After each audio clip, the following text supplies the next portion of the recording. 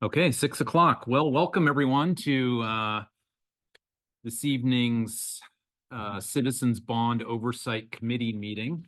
I see a quorum of members, but let's start out with a roll call. Olivia, do you want to do that for us, please? Present. Present. Jennifer Gibbons. Present. Carl Landers. Here. Coleman. Present. Jacqueline Rodriguez-Lima. And Yukon Sunday. Here. Okay. Excellent. So just as a note for the record, we've had 2 resignations from the committee since we last met.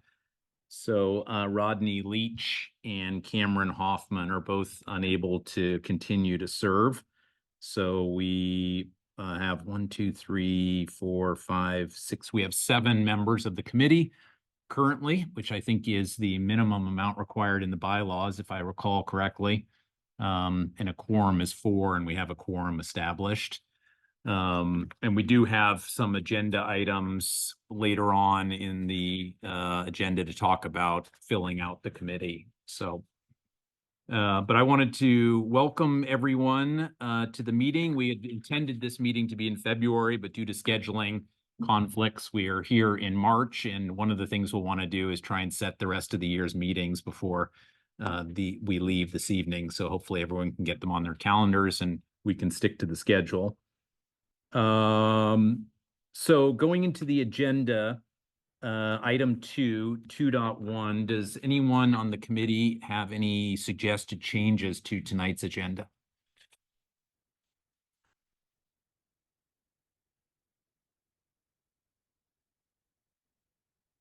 No changes? Okay. Rick, you suggested that we combine 5.8 and 5.10, or at least put them together because they both are about the composition of the committee. So that's fine. So why don't we just swap 5.9 after 5.10? So we'll do the 5.8 and 5.10 about the membership, and then we can do the website changes if there's anything to cover there, Carl. Okay, with that, then do we have a motion to approve the agenda for this evening? Second? Second. Thank you. All in favor? Aye. Any opposed? All right, perfect. So the agenda is as we just changed. Item 3 on the agenda is the public comment section of the agenda. We welcome any comment from the public. And do we have anyone who wants to speak? Chris would like to speak, and then we can open it up for anyone on Zoom who would like. Don't forget to unmute your, oh, there we go. Yep.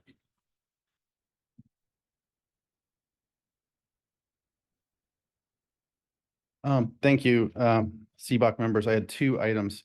One is regarding workforce housing. So as you know, independent of whether people think that's a good idea or not for the school district to pursue workforce housing, the issue of whether or not you can use Proposition 39 bond money, which, by the way, Proposition 39 was passed by voters, and it's called Smaller Classes, Safer Schools, and Financial Accountability Act. So it's about classrooms, classrooms, classrooms. It says that, I think, 18 times in the statute or in the proposition that voters. So it's for school facilities and no other purpose. And what it did is allow a lower approval threshold for the voters, 55% instead of 2/3. And so the question is it legal to be using that money, Proposition 39 bond money, for school facilities, for workforce housing? And there are attorneys that say, I can tell you, I've talked to them, that take that on contingency, and it's not legal, right? So I've met one-on-one with John Niblin, who's the county counsel. He agrees that you can't, just because it's on the bond project list doesn't make it legal. That's not a law.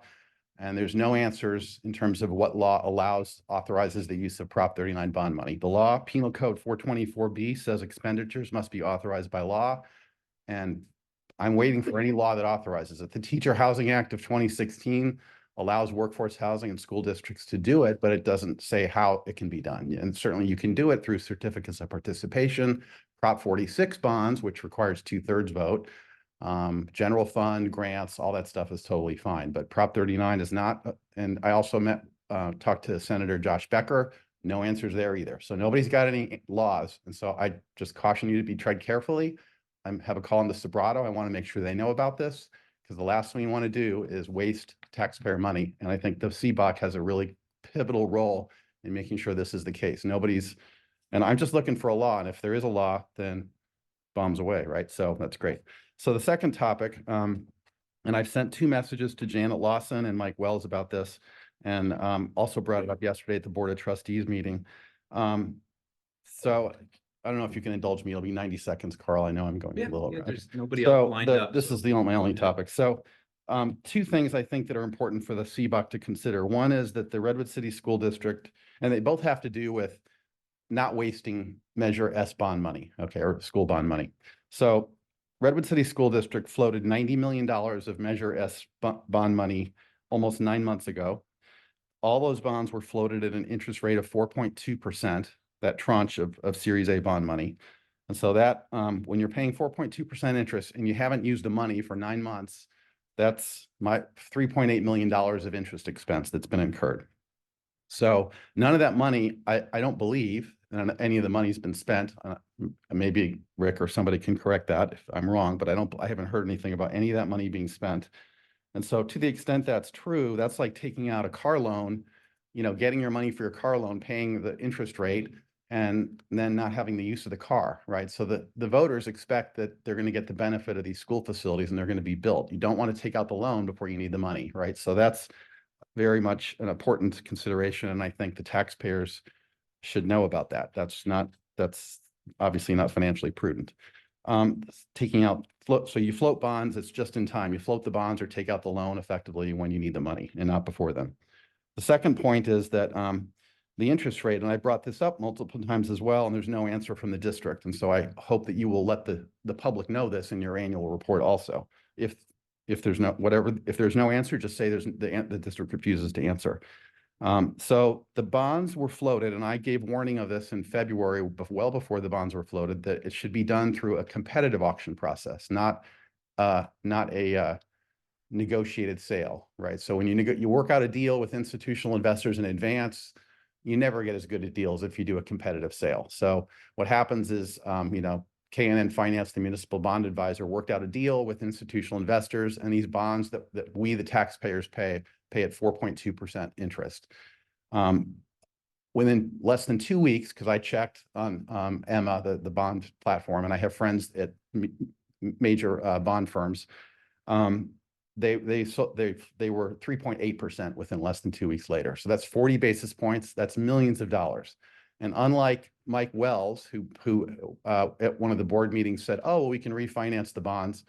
No, you cannot, in general, refinance bonds prior to a 10-year call period. It's called bond refunding, but you cannot because of the Trump tax law done in 2018. So any bonds that were floated after 2018, you're stuck with that rate pretty much for 10 years unless bonds collapse. And I've confirmed that with 2 managing partners at 2 major bond funds. So they're not refinanceable prior to 10 years. So we're stuck with this high interest rate.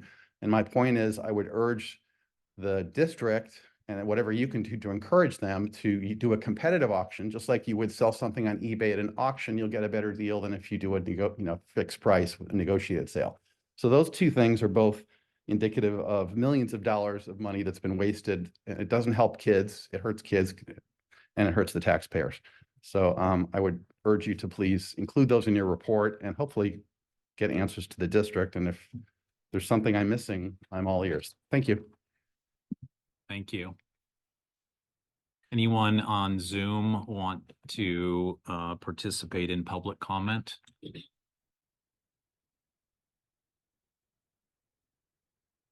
No questions there or hand raises.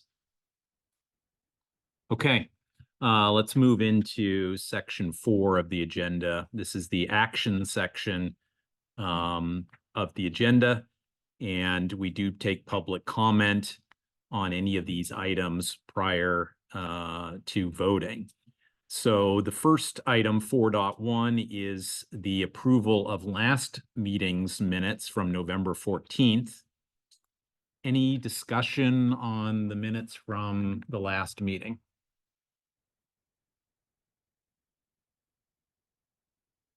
I have a question. Can you vote to approve if you were not there? Golden rule. I don't know, we lost our parliamentarian. We're gonna say yes. You could abstain. Yes, that's true. Any public comment on the minutes from last time? Motion to approve? Second? Okay, all in favor of approving the minutes from November? Aye. Any abstain? One abstention? And any opposed? Okay, thank you. Okay, item 4.2, there was a request at the last meeting to put on the agenda for this meeting a discussion and any action on removing members of the committee for excessive absences per our bylaws, section 3.3b. So we've included in here a attendance count for the meetings for this fiscal year. Before, when the agenda was produced, we knew about Rodney's resignation, so he's marked there. Cameron, you can mark as resigned as well. Is there any discussion on the committee members' attendance at meetings? Well, it's written in our bylaws, right? A certain number you can miss. Or not. I don't think when we clarified the bylaws, I don't have them handy. Let me see if I can get them, what the exact language is here. But it just says that a member can bring a motion to remove someone for not attending, but it doesn't stipulate any number of, as I recall, any particular number.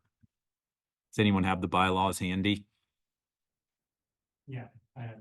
Can you read the section if you wouldn't mind, Carl?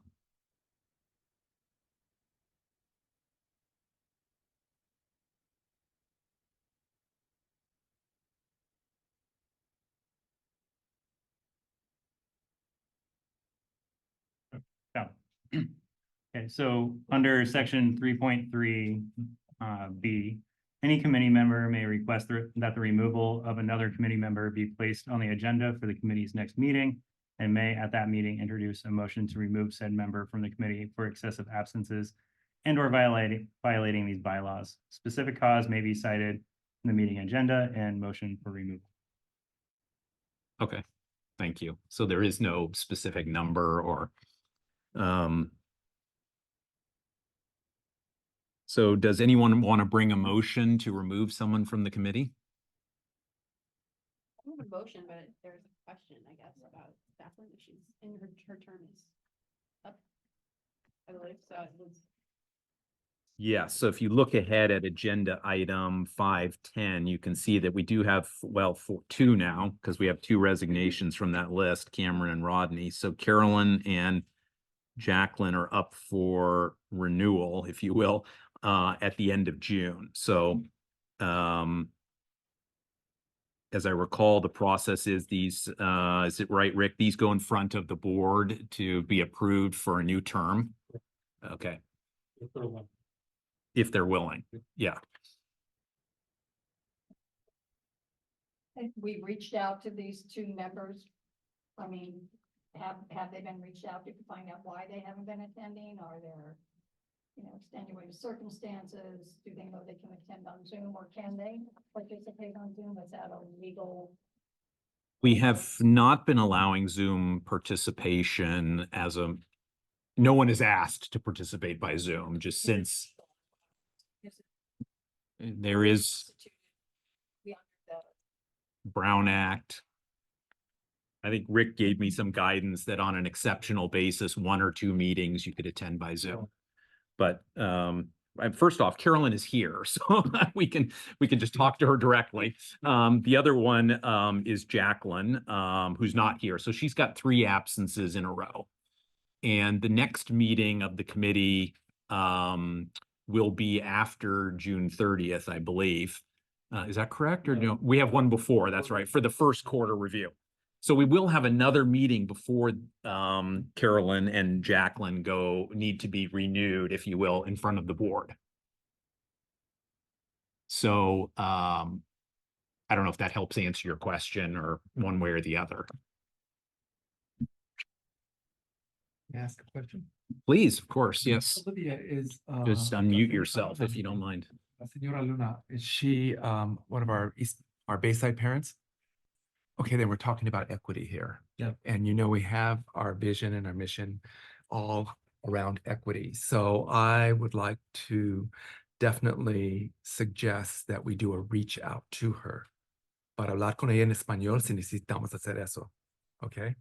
So I would request that we go in that direction because of the equity policy that we have put in place and also our mission and our vision that is definitely a spotlight on equity in the school district.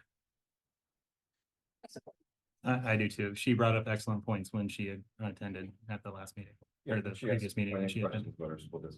Yeah. Okay. You know, she's on Olivia's, email, so. So maybe an extra reaching out to her. And as the priority is by the Redwood City School District, our Bayside schools, and now it's also including MIT and Roosevelt.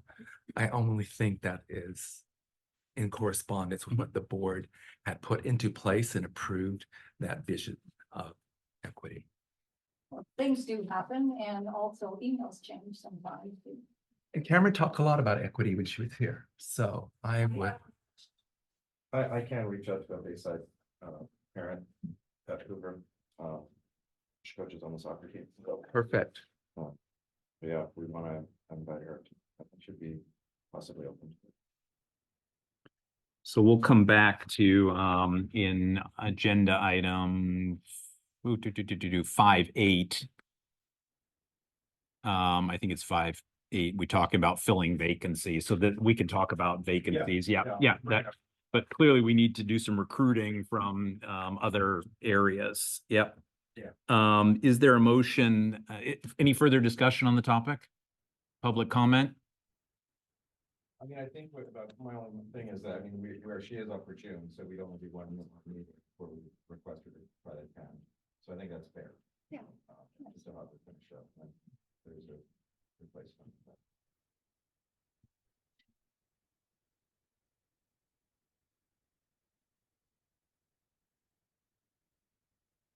We need to use the bond money to buy one more microphone, it looks like. I don't mean any disrespect by this, but I think this is a pretty serious point, right? The voters were told in the 75-word ballot question, which there's many tens of thousands of dollars spent on perfecting that. We know why, right? But it said independent bond oversight for Measure T anyway, independent. So I think it is, and you guys run the meeting. You, the Independent Citizens Bond Oversight Committee, run the meeting. You guys decide, not the district. And I think, with all due respect, Dr. Baker, it's not okay for you to tell them or tell them what to do about the thing. It's a citizens bond oversight. It's they decide what Okay. they want to do. I So can that's finish, please. well, Thank please you. let me just finish. And Yep. that's my opinion. And I believe that's what the intent, the legislative intent is that this is an independent citizens bond oversight committee. That's what the voters wanted. And it should be the bond oversight committee that decides everything, right? Is what you guys want to look into and everything else. And I think that's, thank you. Okay, got your considering. point. Thank you. I think we're just taking input from anyone who wants to speak, including Dr. Baker or anyone else who would like to speak. I think we're taking input. We're not letting the district decide. Thank you.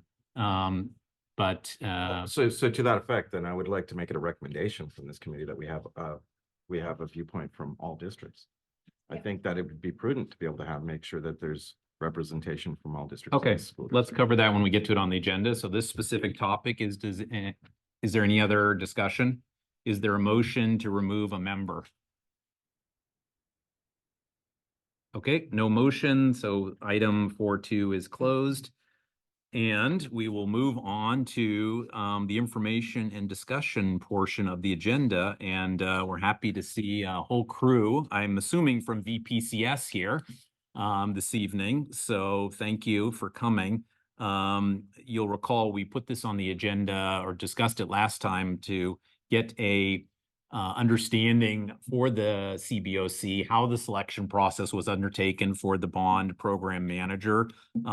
This is obviously a very important role in oversight of the execution of projects. And so Rick, did you want to cover how the process went? And then is there a presentation from the VPCS team? Okay, great.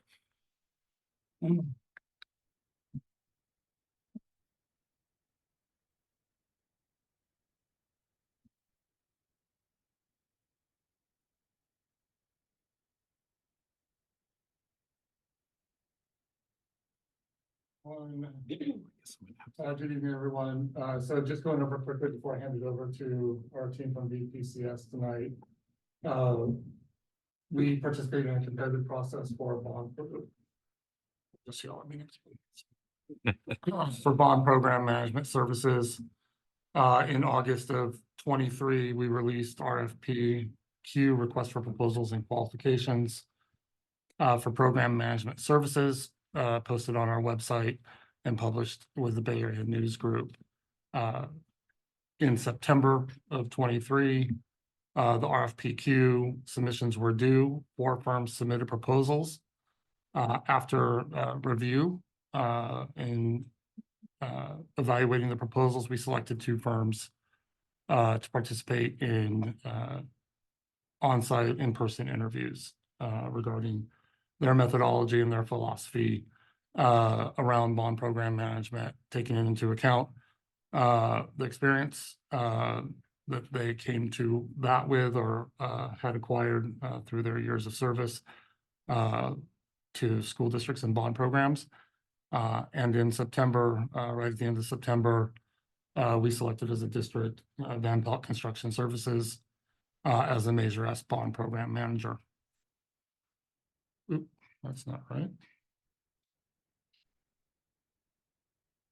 So throughout October was contract agreement, negotiation and agreement on November 23rd, or in November, the first board meeting in November of 2023. We presented to the RCSD Board of Trustees for approval, Van Pelt Construction Services to be the bond program manager for Measure S. And then in December, after the Thanksgiving break and multiple conferences that happened during that time period in November, we did bond kickoff meetings starting in December and then continuing on essentially through tonight as we started the planning process. Are there any questions on the process that we went through? Is there, you have a link here to the board meeting where it was presented. Yeah, just the board cover and the presentation that was presented that night. Is there additional information about the selection process, or is that information mainly about the company selected? The company selected. Okay. Is there something specific? Well, I was just wondering if what were the financial decisions that went into this and what are the requirements? Did you have to pick the lowest bidder, or do you have flexibility around that? No, we had flexibility around who we selected through this process. This is for professional services, so the requirements, one, aren't necessarily there from a perspective of legal authority. We could unilaterally select a company to do this work, but we decided to go for an open process to, 1, conduct the process, and 2, to get insight to other process and practices from other management firms. And ultimately, we selected someone from that list that Redwood City has not worked with previously, based on what they brought to the table. And this is not in any way a reflection on Will and RGM. They ran a wonderful bond program for Measure T. It was just a matter of, at that point in time, we felt this was the appropriate move for the district in terms of just the team that as they presented. And I think you'll hear a little bit more about that as we go through, as VPCS goes through their presentation tonight and their introduction to the Bond Oversight Committee, their roles and responsibilities as they go forward, along with some of their methodology and philosophy. So We did look at everything that we could through that, including checking references, calling people that weren't even listed as references, just to make sure that we weren't getting, a couple of references that were handpicked and would only give us great information. But throughout the process, references came back with high remarks for the VPCS team and what they have done. And the expectation is we'll have a similar type of relationship with VPCS that we had with RGM during this process as a true partner moving forward. And that we're excited to work with VPCS as we are excited to continue to work with RGM as we're finishing out Measure T and some other things going on with them. So I believe this is a win-win for the district. We'll have two great firms still working within the district, and we'll move forward from there. Any questions from the committee for Rick about the process before we go into meeting the team? Have once the bids were leveled of those four Mhm. that came in, are we allowed to ask the range and like where they came in at? They were all somewhat similar in terms of pricing and scope. It was really about what we felt was best for the district at that point based on the responses we received. And that was one of the biggest factors of moving forward with BPCS. Are we allowed to know numbers? I don't have them with me tonight, but we can provide what was given. Yeah, just the transparency and Yep. understanding. Of course. Yeah, just make sure your mics are turned on when you speak so that folks on Zoom can hear you. Okay. My question is, you just said that what was best for the district. Can you just give us just kind of a little snippet or snapshot of what are you looking for? What's best for the district? What just doesn't have to be a specific, but just kind of a broad base. Yeah, no, for sure. And like I said, this, the selection of VPCS wasn't a reflection on something that we thought was going wrong with RGM.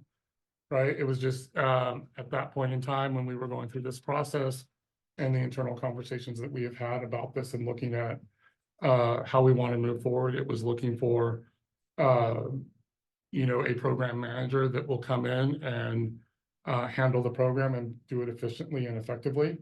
And we felt that VPCS brought something during their presentation and interviews that really rang true throughout the entire group that was there evaluating the proposals. And that we could capitalize on that moving forward. They can capitalize on the work that's already been done. And we can move the district further along that way. So it was a combination of factors. A lot of it was their approach and what they spoke about and their team, and we'll hear some of that in a few minutes. Yeah, Rick, sorry. Yeah, you have the selection criteria in RFP as well. So it's Right. Under section 7, if you want to dig into that.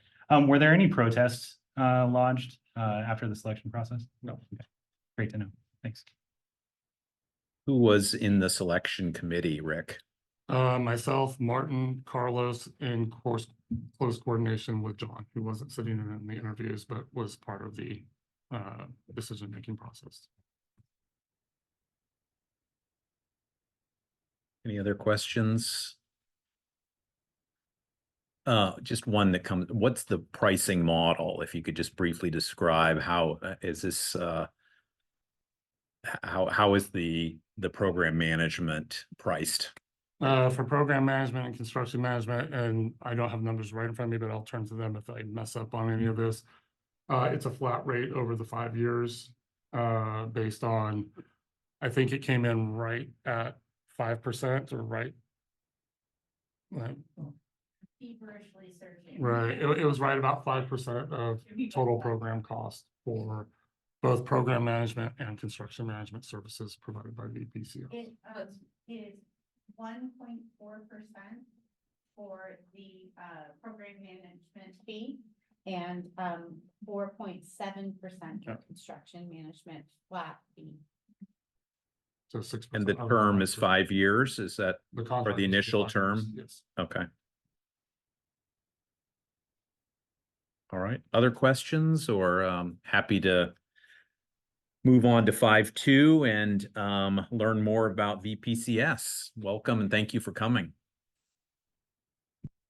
Thank you so much for having us. I'm going to get my screen share on. So hold one moment. And don't forget your microphone there if you've got it on. Yeah, okay. There you go. I think you understand it. It's hid. It's hid. It's just not lighting up The for some the reason. light's not working. Light's working down here.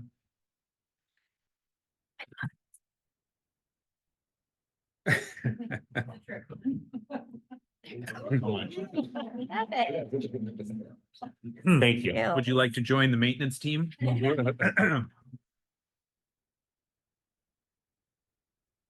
Okay.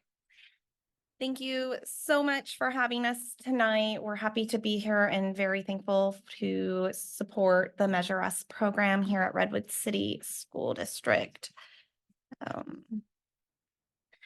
We're going to introduce ourselves as a team in a second and give you a little bit background on who we are individually. But as Van Pelt, we've been building relationships. We're family-owned business for over 25 years.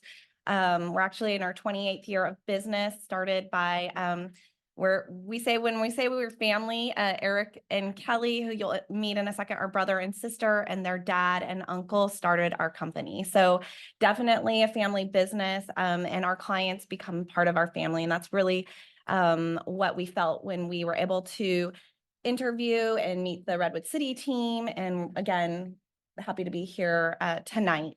When you work with VPCS, you get a network. We've been in business, like I say, for 28 years, but we work in over 30 districts currently throughout the state of California. We have knowledge of your region. We have partnerships with local and state agencies, very close communications with California Department of Education, Department of Toxic Substance Control, Geological Services, Division of State Architecture, every acronym, Office of Public School Construction, leveraging additional monies for your bond program.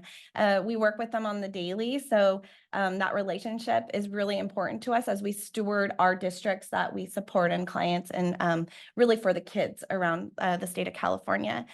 We also have really, really great outreach with our contractor and consulting partners, which then provides better value for the clients that we serve. More contractor coverage, you end up potentially having better pricing, right? So more people interested, and we bring that relationship.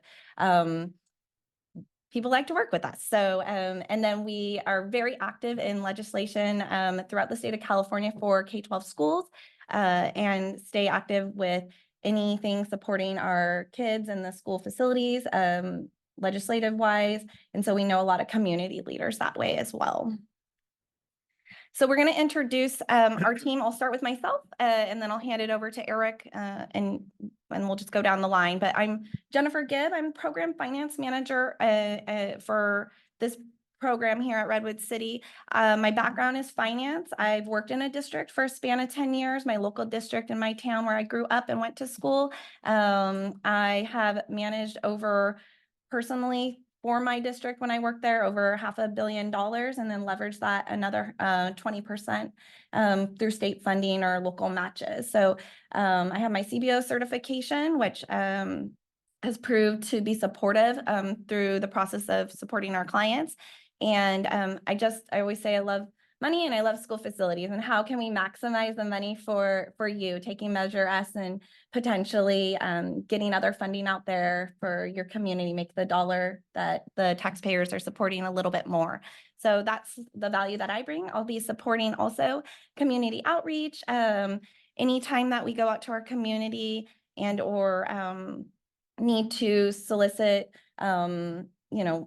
more participation, either from the business to business contractor and consultant side, or from our community to get them engaged as stakeholder involvement as we move through Measure S, I'll be supporting the team that way.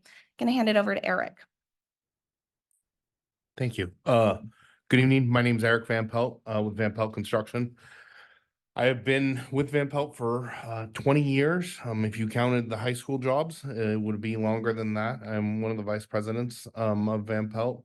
I have worked on over 15 different bond programs in the state of California, totaling well over $1 billion now. So lots of experience in the K-12 arena and lots of experience in construction. One thing we pride ourselves on is we bring the knowledge that Jen was talking about finance and the finance side of bond measures to and marry that up with the construction knowledge. I am the third generation of my family that's worked in construction, from contracting to construction management.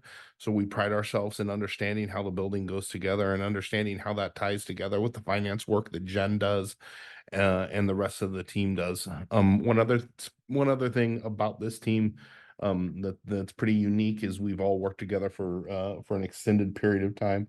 Ben and I have worked together for over a decade, and Kelly and I we've worked together our entire lives. But as far as working for Van Pelt, have worked together over 20 years, and then Jen with us over 5 years.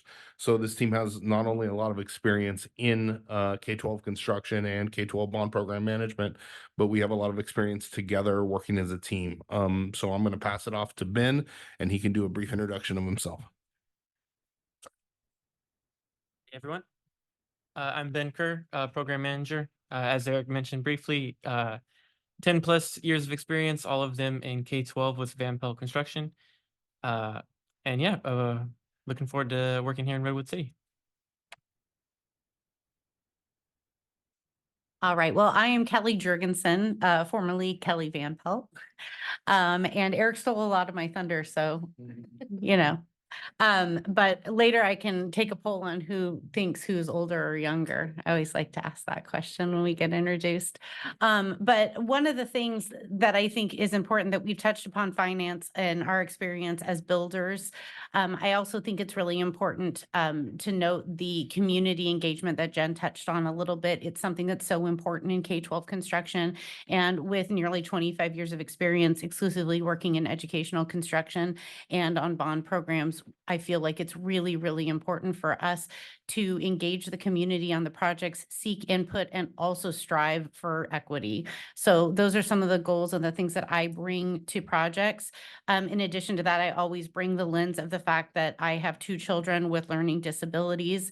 And so when I'm thinking about projects, layouts, how we serve the community and the kids, that's always front of mind for me. So just a little bit about myself. I'm excited to be a part of the team when we kick off a bond program like this. We really do have an all hands on deck approach. So even though I'm not your assigned project manager or principal in charge, when we start the bond program, we want to start it off on the right foot. So we have a large team in every meeting, making sure that we set ourselves up for success. I am Angie Remick. I am the program coordinator. Basically, if you're going to get an email, a lot of times it's going to be for me. If we're going to schedule a meeting, I'm going to schedule it. A lot of paper pushing and making sure everything runs as smoothly as possible. Keep the trains running on time. That's right. Thank you, Angie. So a little bit about our successful management.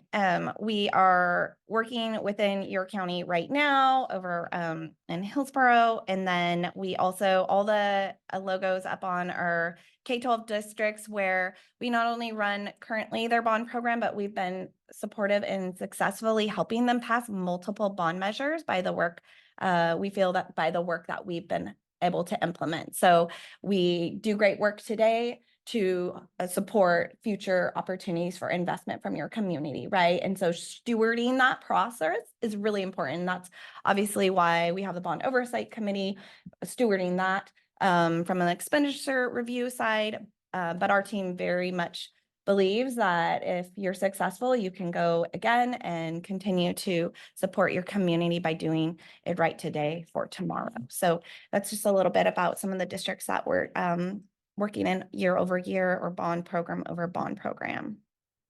When it comes to program and construction management, we it's a continuous cycle, but we believe that we take the district's vision, we involve the community, put together a plan through a facility master planning process, align that to the funding plan. Like I said, Measure Us will be the basis for the funding for the projects, but how can we leverage every project even more with either state match funds? Sometimes there's federal programs, local programs, partnerships. There's lots of ways to make that dollar more than a dollar.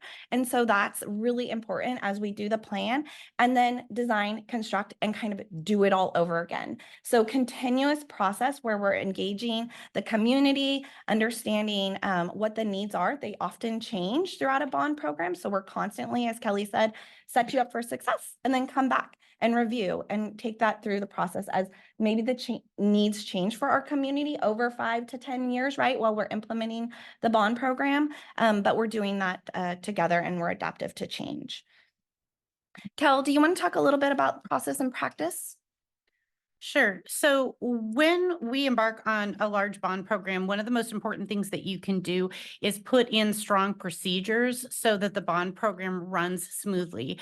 As you ramp up, things feel like they're slow, especially in the community because you're not seeing a lot of activity, but there's a lot of procurement and processes that are going on behind the scenes that need to stay organized, because what tends to happen is if you're disorganized in the beginning, you squeeze your projects at the end of the schedule with rushed construction, rush decision-making. So we want to set up processes and practices that allow for organization and for us to understand where the dollars are and that we've procured everything according to the law. So we have forms and signature processes that allow for easy procurement so that there's a lot of transparency with the team at the district, making sure they know what they're buying and whether the competitive process was done accurately, and then that there's transparency at the board level for this as well, which obviously then trickles down to the CBOC. Along with that, we standardize how we do change orders on every project so that the community and the board see the same standard every time and understand how the dollars are being spent. We work on compliance. We communicate project milestones through schedule updates, both at the project level and at the bond level. So that's another important community component, is to have that bond program schedule so everybody involved understands all the projects and how they fit into the larger plan. And then compliance, hugely important. When you're looking to leverage money at the state, you really want to make sure that you're in compliance with all of your procurement procedures. So by standardizing forms and processes, we make sure we're always checking those boxes. So when audit time comes and we want to get that state funding, we're in line. We work with people that help us get state funding, but we want to make sure we keep it and we don't ever have to give it back. Thanks, Kel. Eric, do you program and project schedule? Absolutely. So on the next slide, you're going to see the balance that we try to strike. We've got the triangle there with time, money, and quality. And I'm going to talk a little bit about time with program and project schedule. When we start a bond measure, we're going to go through, as Jen touched on, the facilities, the master plan update, and then we're going to go through an implementation process. And when we get to that implementation process, Jen, myself, Kelly, and Ben are going to sit down and we're going to start building the program schedule. The program schedule is going to be the guidebook for us for as far as rolling out the program. One thing that we really touch on there is the first thing we really discuss is cash flow. We want to make sure that we have a steady cash flow and that we don't overspend or underspend through our bond sales. Then we'll reach out and we'll look at funding priorities, project priorities, and how that's going, and what the community is telling us in the facilities master plan and implementation process to establish the priorities of the schedules. We'll also look at market conditions, and we'll look at the current bidding climate, the current conditions of with our different consultants and so forth, to discuss when is the best time to move projects forward based on those market conditions. And then obviously we'll always have that deep community input and staff input. I hope Kelly and Jen have talked about it a lot, but I hope that everybody really feels that we're hitting that point home, that we feel that strong responsibility to the community and the staff to deliver for them. So that input from them is really, really crucial. The next bullet is current facilities conditions. Are there any immediate facilities needs? We're already talking about that. with the team when we meet every 2 weeks, talking about those immediate needs that potentially need some attention with this bond measure. And the impact of escalation. This is one of the biggest things when you're building this program schedule, because not only does the program schedule establish timelines, but it also informs the budget because of escalation. So every year when we have inflation and escalation, we're going to be looking at the different projects and applying the dollars to those projects to address the escalation based on the project schedule. And then the last point here is facility stress. We cannot go out and build all the projects at one time. It will cause havoc throughout the district. So we look and we try to strike a balance of understanding that these are functioning campuses and that learning is the priority here in Redwood City. And we do not want to put too much stress on the facilities, so we impact learning. One of the most important things we can do is present this information in a digestible format to the public. I can put a Gantt chart out and I read Gantt charts all day, every day. I read different spreadsheets all day, every day, but maybe the public doesn't read that. Maybe the public looks and they understand things more graphically. Maybe they understand things more verbally when discussions. We will put out schedules and timelines and informations in different formats. So we make sure that the public is understanding where we're going. So it's not this complex spreadsheet or this big, huge Gantt chart, but it's something that's visually digestible for the public. So that doesn't stare at these things on a daily basis. And need additional information understanding. And then identifying stressors to the schedule. We will definitely track those stressors, and between this group sitting here, we'll go through and we'll try to find quality solutions before we get to them. That's kind of the key. A problem is addressable and fixable as long as we identify it early. And so we'll identify it early, and then we'll make sure that we get and we fix that problem before we get to it. And then finally, we've got the contingencies, the schedule contingencies that we will have built in. So we make sure that we hit deadlines and that we have plenty of time to make that timeline. And then the biggest one is the adoption and the community consensus as we go through that implementation process and we present the schedule. It's again, this is the community input that we've been driving home for the last few slides, getting that community consensus and buy-in on that schedule, getting the district buy-in and consensus on that schedule is crucial to having a successful bond program. Jen? Thank you, Eric. Kelly, you and I can kind of tag team this one, but for procurement and funding, I'll talk about the funding and then Cal, you can hit on procurement. Really, some of the things that Eric talked about in regards to the schedule, we're looking at ways to make your money have the most impact on the kids and the students, right? So speed to market, early procurement, ways of delivering projects. There's lots that we have as a school district in our toolbox. How does it best fit the schedule and the funding and the needs of the students? Like Eric said, construction fatigue is real. You have a big bond program, so we want to be thoughtful about how we deliver to each site and how we're, lessening the impact on the students as we're doing these improvements. And then leveraging, like I've said, it's kind of my favorite thing is to make the $1 like $1.30 or $1.50. Like, how can we leverage this? And so we're always thinking about that when we're going out for a procurement opportunity. How does that timing of the DSA, Division of State Architecture, and California Department of Education approval allow us to speed up a funding application, right? Getting in line as quickly as possible at the state is a goal. And so how can we do that strategically with our project delivery? Kelly, you want to take over procurement? Yeah, so the heat chart that you guys are looking at here on the screen is one of the tools that we use when trying to decide a delivery method for a project. So there's a lot of different contractual vehicles for bringing a project to fruition. And so in doing that, we evaluate the scope, the budget, the schedule, the priorities, and the funding opportunities for each project. And then we look at what is the best delivery method that we can use on a given project. And it's not the same fit for every district. So some of these blocks that you see in the heat chart, once we get to know your district and work with them, they might change slightly depending upon you guys' priorities. But it's really important for us to make those educated decisions because that delivery method sets up the district for success as the project moves forward and allows us to know what our guardrails are for procurement to keep us legal and keep us eligible for state funding.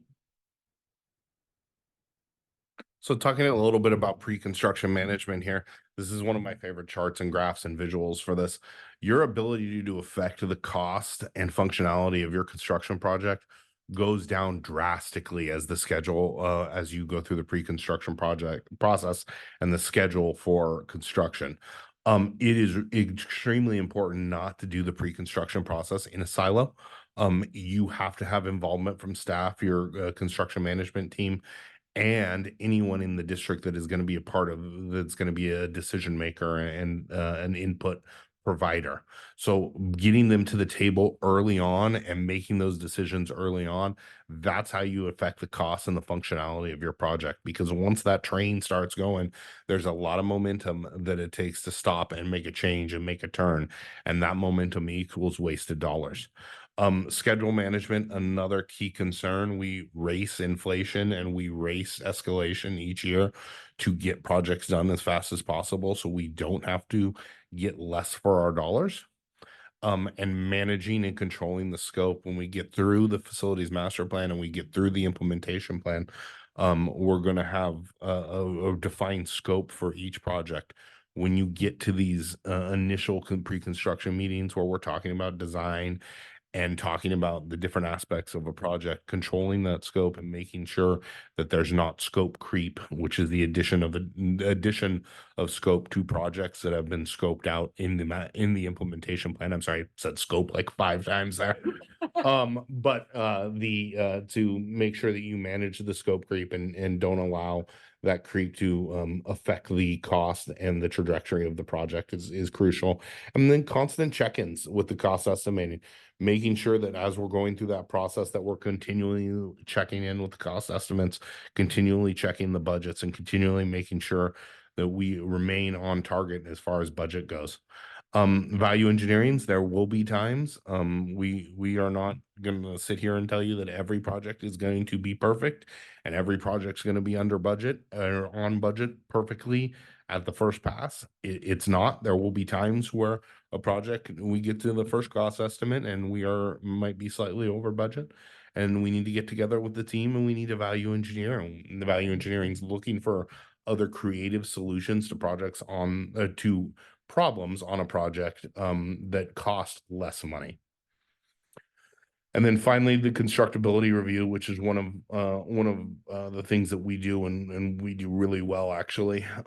We dig deep into those drawings and look for issues before they go to the contractor. So prior to the contractor seeing those drawings, prior to them being able to write an RFI that turns into a potential change order or so forth, flushing out those issues through constructability reviews.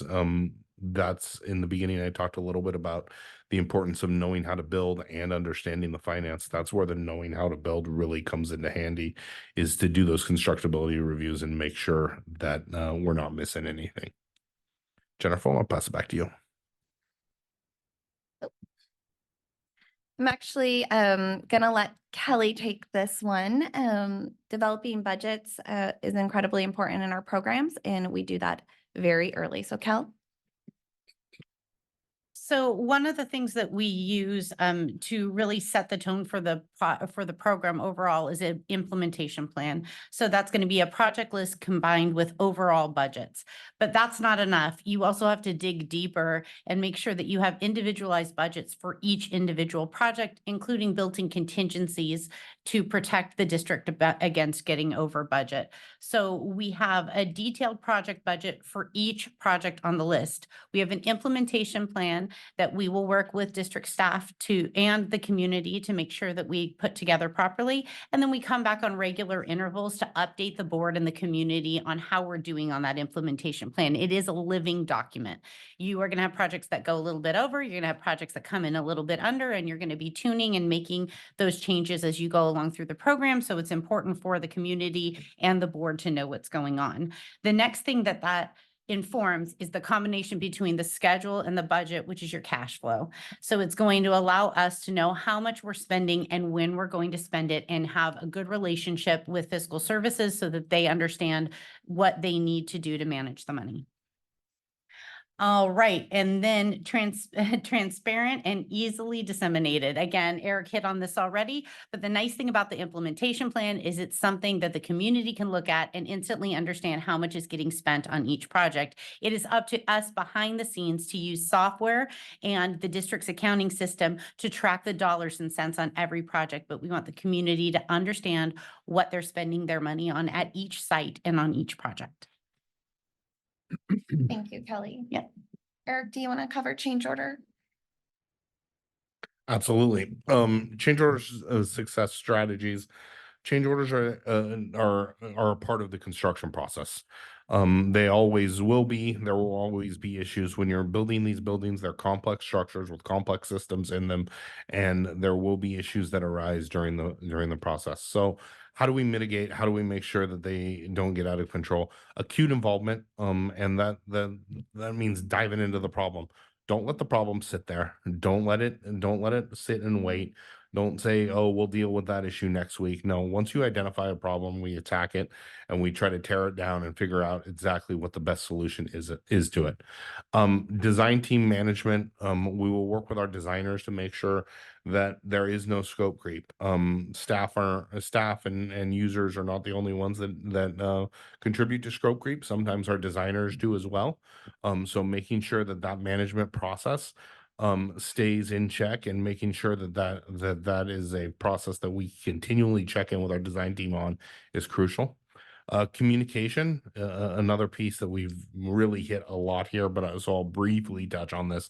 But communication within that construction team and making sure that we're all on the same page and we're all pulling the same direction is crucial. And then documentation that tells the story.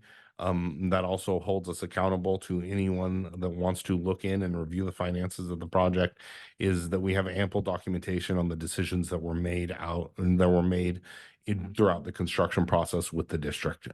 Relationship management, Jen touched on a little bit in the beginning, when she talked about the different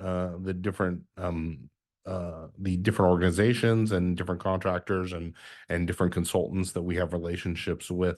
Those relationships are very important, because they help us get coverage for bids, they help us get coverage for submissions, and for professional service submissions, excuse me, and for any other project or any other service that the district needs. So we're able to reach out to the proverbial Rolodex of folks and make sure we get enough coverage. And then trust and creative problem solving. So really building up that trust and relationship with the district, so it helps us be creative with our problem solving. We can bring, as we build that trust, we will bring creative problem solving measures to the district, and as that trust works both ways, to help us solve those problems. Thanks, Eric. Presenting the community, we touched on this, but your community is incredibly important. They're your constituents, your taxpayers. We, get board direction for as we go forward with the implementation of Measure S, but making sure that there's celebrations and knowledge out there in the community. So whether that's educating the community on stakeholders and what we're doing through newsletters, website updates, video updates, as Eric said, helping with social media, making sure that the news is out there, what the good work Measure S is doing, we're supporting that. Having community meetings, we'll get out there anytime we start off a project, really making sure that the community understands what projects coming up and how they have opportunities for input, right? The community can provide input, the board makes the decision, but we've been directed by the board to garner that input from the community as it's their dollars we're spending. So doing that, going to school site meetings, whether it's PTO, coffee with the principal, any ways that we can get out there. We have bilingual staff that work for us that would be supportive in that communication as well. So we're able to get out there as much as we can, making sure that Measure S dollars are getting the input from the community who the taxpayers. And then here, obviously tonight with the Citizens Bond Oversight Committee supporting however we may in that. Our approach, really consistent, clear, transparent messaging. We're always active, available, and VPCS motto is whatever it takes. So we'll be there, groundbreakings, ribbon cuttings, getting schools up and running. If we're, whenever we have to do, if I need to support supporting our moving staff, however we need to do it, we're there. Really, whatever it takes to get those kiddos back in those new facilities is what our focus is. A little bit about CBO best practices that we like to implement is really just understanding the roles and the responsibilities of our CBOC. Transparency, right? We have the Brown Act. These are all your meetings are governed by that, but we're supportive. We understand the Brown Act. We actually just recently had a company-wide session where we all just got refreshed on the Brown Act, right? Financial literacy, we're here to support you with any type of understanding about the financials as it relates to Measure S, whether it's understanding SACs in the most intricate level and finite, or at the high level, like Eric said, we can dig into a spreadsheet or we can present at the highest level. Regular meetings and reporting based on your bylaws. We're here to support and be at the pleasure of the committee in regards to that cadence, annual report, however we can support you on that. And then obviously compliance with the California Constitution as it relates to the bond oversight best practices. And really the VPCS supports in informing the public. These are your three roles as stated in the Constitution, California State Constitution: inform the public, review expenditures, and present your annual report to the board. So we're here to support on any of those to, again, help the community understand the work that the Bond Oversight Committee is doing as volunteers, as supporting the review of the expenditures for Measure S. And with that, we are open for any questions, but that's a little bit about VPCS and how we like to manage our bond programs. That was more than a little bit. Thank you. So maybe you sense the enthusiasm. Much appreciated. Who's going to be the on-site team in Redwood City? That would be Ben and I would be we'll be the two that you'll see the majority of the time. Our team will ebb and flow as the projects and the schedule comes together. You'll see our staff expand as more projects are running. You'll see us contract as less projects are running. So there will be a little bit of that, but your main contacts will be Ben and myself. You will see a lot of Jen because we lean a lot heavy on Jen for the finance piece. So this team, the CBOC, will see a lot of Jen at CBOC meetings. And we'll see a lot of Jen as we're putting together the budgets. And then Kelly is a resource that will be here periodically as well.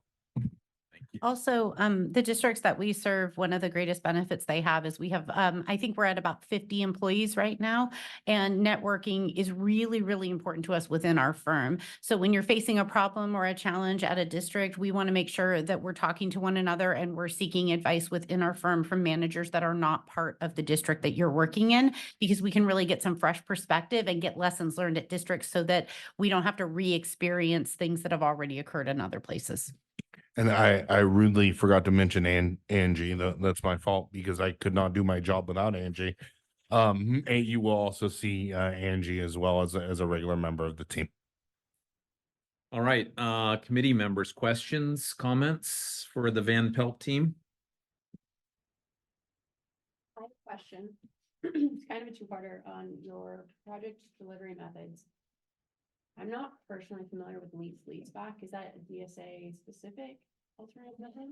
Oh, that's it's not related to DSA. It's a California Ed Code allows for it. So it is a delivery method that allows the selection of your contractor on best value versus low bid. Sorry, would you have different project delivery methods for different schools? Yeah, it's and I like to explain it a little bit like a Swiss Army knife. And we look at the scope of the project, we look at the timeline and the schedule of the project, and we look at the budget of the project, and we'll make an informed recommendation based on those three things to the district on what delivery method we think would work best for that project. And I mean, for example, I'll use a couple examples, and they're going to be easy, quick examples. So pardon me for kind of brushing over them. But a paving project, you typically would want our low bidder. We'd want to bid that out. A complex, say we're building a new school and we've got a lot of intricacies in a new school, we would typically want to select on a best value method for, so a design build or a lease back or some form of method that where we can make sure that we get a quality team together because it's a more complex building project.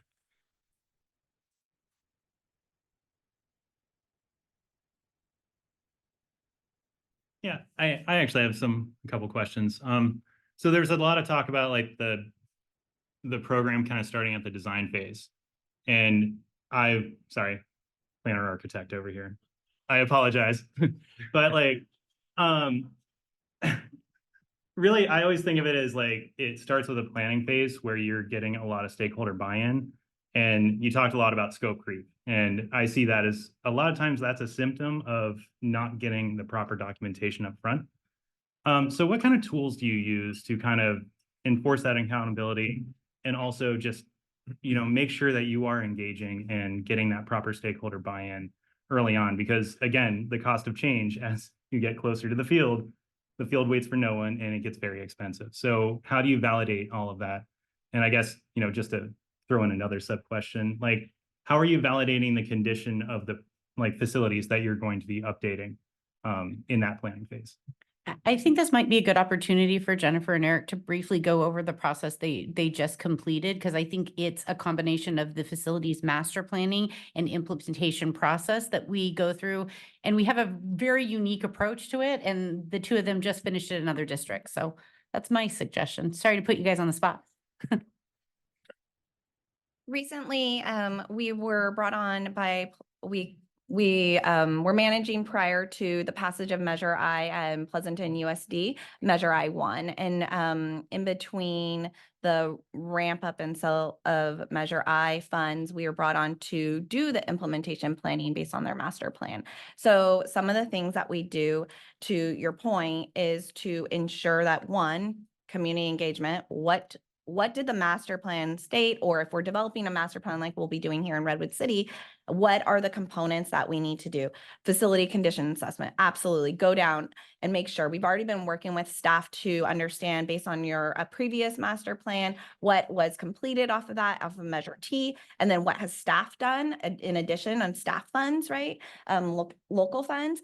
And then what are some of the needs as they've been discussing with staff, community over the years that we haven't been here. There was some recent assessments that were done and or community polling, those types of things we take into consideration as we start that planning process, because we want to garner as much information from your community as possible. So in Pleasanton, we had familiarity with the district here. We're gathering that information from past projects and what you've been doing in Measure T. And then we take that to a planning level with leadership and or site-based, depending on the project, and understanding the project groupings. The project groupings then create a schedule, and Eric can talk about that in a second. It will be schedule, cost, priority. Where I come in is the priority of funding, right? We have our local Measure S funds, but how can we maximize those? I know I keep saying that, but that definitely plays a lot into how you plan to implement the projects that we do. So what we do is look at where your current eligibility is. We work with your current funding consultant to understand that. And then it's actually a pretty exciting time right now in schools for funding at the state level. The program for school facilities program started in 1998. And the program is at 20 years, a portable rolls over, and at 25 years, a permanent facility rolls over. So it's called the return of grants. And so we have a bunch of money if we participated in the SFP school facility program prior to today. It kind of restarts the clock. And these return of grants are coming because a lot of districts participated in earlier in the program, closer, so 20, 25 years are coming up, right? So we have a bunch of money, and so potentially coming to us in the following years, and we strategically plan our projects out.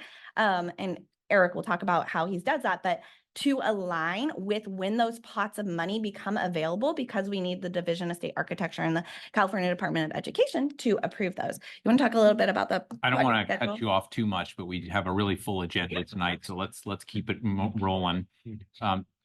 Feel free to comment if you have something to add. I will be less than a minute. And so, just exactly what Jen was saying, and then we'll schedule appropriately. But one thing I did want to touch on is, I know we've said it a lot, but community engagement is just crucial, and making sure that everyone understands that that engagement process happens. So communicating out on different levels.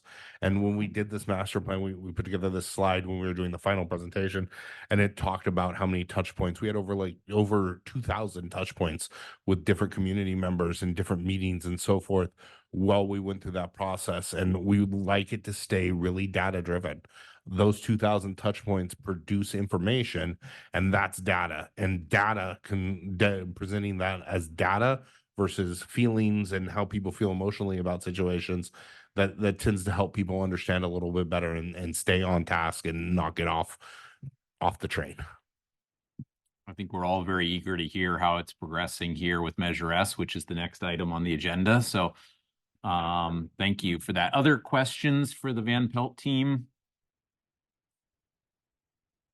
How many bond programs are you currently working with, or district bond? We're programs? at 27 different school districts at the moment. And some of those have multiple bonds going on at the moment, and I don't have that number off the top of my head, but 27 different school districts. So you work with a lot of citizens bond oversight committees. Yes, sir. I think we'd all be very eager, not tonight, but at some point, to hear some more on your best practices, what you found, who were the most effective committees, what do they do, who are the least effective committees, what should we avoid? So once again, we don't have to talk about that tonight, but would love your thoughts, because obviously you've seen it all. Yes. Yeah. Yes, sir. Absolutely. And we'll bring those thoughts, and won't name names, but we'll bring those thoughts. It's okay. It's all in the public record. That's very true. Anything else? Thank you all very much. It's a pleasure to meet you. Appreciate your presentation. Look forward to a very successful collaboration for the district and the taxpayers and the students. You're free to go if you'd like, or you can stick around. No, we'll stick around and listen. Thank you. Okay. All right, so we're moving on then to item 5.3 on the agenda. This is to review what's happening with Measure S so far. I think when we last met in November, really nothing had happened at that point. So eager to hear, Rick, what's going on and how projects are progressing, the selection process. Fire away. Thanks, Carl. This agenda item, I just have a couple of slides to go over what was encapsulated in 5.3 pertaining to Measure S. So as noted earlier, Measure S was Series A was sold in June of 2023. Series A, $90 million, net proceeds of $89,568,000. Another point in here was the interest expense date, but I also added the interest that we have received to date on that from being in the county treasury. To date, we have received $1.506 million in interest on the $90 million, and expect interest in the 23. Oh, that's exciting. There's two Ricks tonight. Yes. Scared me a little bit. In the 23-24 fiscal year of approximately $3.1 million. The interest expense to this point, as of the February 2nd date, is $2.662 million. 500 that was fully covered by the capitalized interest fund as a premium on the sale of the bonds in June. So at this point, I know there's been some comments. It's been net zero to taxpayers at this point. And this is expected through the capitalized interest fund to carry through until August of 25. Can you explain the capitalized interest fund for people who aren't experts in this area? I will try. I will admit I'm not a true expert either with that, but I do know that when the bonds were sold in June, there was a premium levied on the bonds that went into a fund. The actual proceeds from the bond sale were approximately, I believe, $98 million, with $8 million that will go back to pay initial interest through this fund. So the first interest payment that was due on, just making sure my months are correct, August 1, approximately $425,000 was covered by this fund. The interest payment that was due on February 2nd, which makes up the 2.66 total for both pay periods for this, was also covered by this capitalized interest fund. Like I said, and to your point, Carl, I know about this. I know how it generally operates. And I'm happy to provide more information on this that I can send out to the committee. Can you explain, I guess, just why the bonds were sold in June? If there wasn't an expectation of using the money in the next, well, I guess we're about 9 months in now. Well, I don't know if it was, there was no expectation of using the money. During that time period, we were starting to ramp up. To your point, in November, there was things happening in terms of getting VPCS on board, that type of thing. It just hadn't happened officially at that point, I don't believe, or it had just passed. We had just been at the board the week before our meeting or something like that, when we brought VPCS on board. But during that time period, we obviously were starting out, I think on the next, it's giving me an extra slide. We were starting out that process. There was a lawsuit filed in San Mateo County against the elections official that, although we weren't named, we did have concern over it initially. We postponed a little bit, or some things were delayed because of that, as we were seeing what happened with that lawsuit. I believe the appeal was filed the week that our bonds closed in June, if my memory serves. And then we started moving forward in August and September with the bond program management selection and going through that process. So that took us through the fall, specifically into December, when we were able to kick off with VPCS officially. And then the initial work we did with them, we currently have our architectural services request for proposals out on the street, so to speak, due next Wednesday, I believe it is the 27th, where we'll select a pool of architects and moving that forward to the board for approval, and subsequently selecting an architect to assist with the facilities master plan update, as noted on this slide as well. One of the things we heard time and time again from VPCS tonight was their communications and community involvement. We're going to take them up on that, right, as we go through this process of managing the update of the facilities master plan that I believe was board approved in 2014, right? And then started to be implemented in 2015. As we know, through Measure T, many projects in there were completed. Other projects weren't completed, but may have scope change now based on 10 years later in different needs. So we'll be going through the facilities master plan update with them, taking advantage of community meetings to gather additional input, and then reprioritizing based on other things that we've heard as a district over the course, also for me, the last 18 months.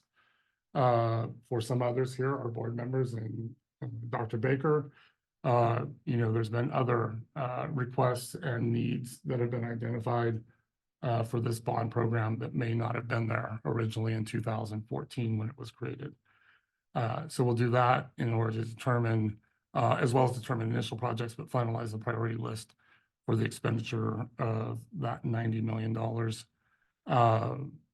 that we have on hand right now. Although not a lot of money was spent in the first 6 months, it's starting to ramp now with cost for our program managers, as well as when we bring architects on board. And then we're evaluating right now the potential of other, I'll call them quick start projects that may be able to be implemented sooner rather than later, and may not have to go through the entire facilities master planning process to have those start potentially in this summer. So those are things that we'll be working on as we continue through this. So on the slide, we anticipate the architectural services to the board for that selection in April. We also anticipate the bond financial management software from AZRS in April as well. Another question that was in here, or statement in the thing, was expenditure approval process. Noted here, the projects will be determined in coordination with district staff, school sites, community, VPCS, with recommendations ultimately coming to the board for project approval, and then to move those forward. I don't know what it's doing. The last portion of 5.3 asked about disputes in public comment. As of now, we have no disputes, in the public comment that we've received on Measure S is on the timing of the sale of the bonds and perceived cost to taxpayers, which we heard earlier tonight. Thank you. Could you go back to your slide? I think it's 8 now. Okay. And I'll make this deck available afterwards. It's not a big deal. So if I heard you correctly, in order, is the selecting of the architect pool required to go to the facilities master plan update process? Or are those happening in parallel, or? No, the pool will be selected, and then we'll choose an architect out of the pool to assist us with the update to the facilities master plan. Okay, so it's a serial thing. So when do you expect the facilities master plan update to be completed, if you were to guess today? I will actually turn for support. I mean, I can give you a guess, Carl, but they're doing it more often than I've done it in the recent years, so I would imagine it'll be somewhat staggered. I felt like I was on a game show. I didn't know who was going to hit the button first. I would We say, call it Family Feud in this case. there you go. True. So I would say that facilities master planning process, if you're going to do deep in community engagement and the things that we would like to accomplish, is an over 6-month process. What I would suggest that we do in this case to the district is to do an implementation plan that kind of works in tandem with that facilities master plan process. So you're doing your planning, you're starting your implementation plan as you get further along in your facilities master plan, and you move along. At the same time, while you're doing that, you're flagging projects where there is strong consensus and strong need, and you jumpstart those projects at the same time. So there's sort of a lot of things happening at the same time so that we don't lose momentum in the project, in the program, because not only are you planning for all those future projects, there are always a few at the district that are at the forefront that have the biggest need that we can get going on because there's more consensus. So it's a long process, but there's progress that happens along the way. How are we getting this information out to the different schools within the district? Like, how are citizens and so forth in school districts getting notified that they can have input into the process? So as we start the master planning process, we'll use a multi-tiered approach to communication.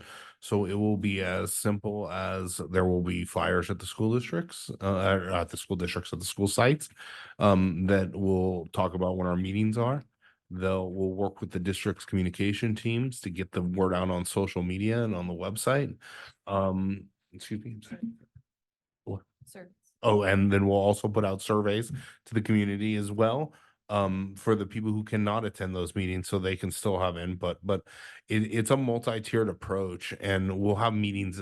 For example, we'll have meetings at different times. We'll have meetings at 3:30, and then we'll have meetings at 6:30 for the parents who can't come till after work, and mix that up to try to get as big of a group as we possibly can. But it is a multi-tiered approach that will be going out that direction too. And we'll also work with site administrators.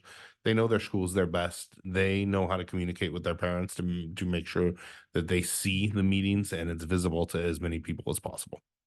Another thing that you can touch on, and it really is unique to the relationship that the district has with the city, but in other districts, we often work with the city communications staff and put it in newsletters that go out digitally in city communications as well, because we understand that not all people involved in the decision-making are parents. You know, you have taxpayers that put in just as much money as other people that may not have children in the district. So we want to make sure that we get the word out to them as well.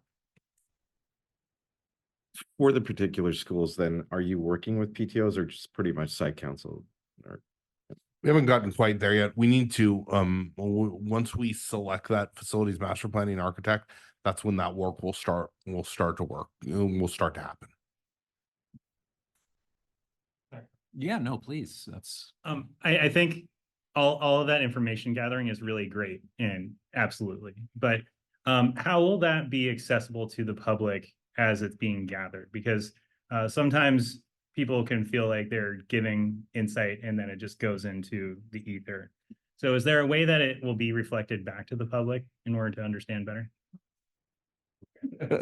Thank you.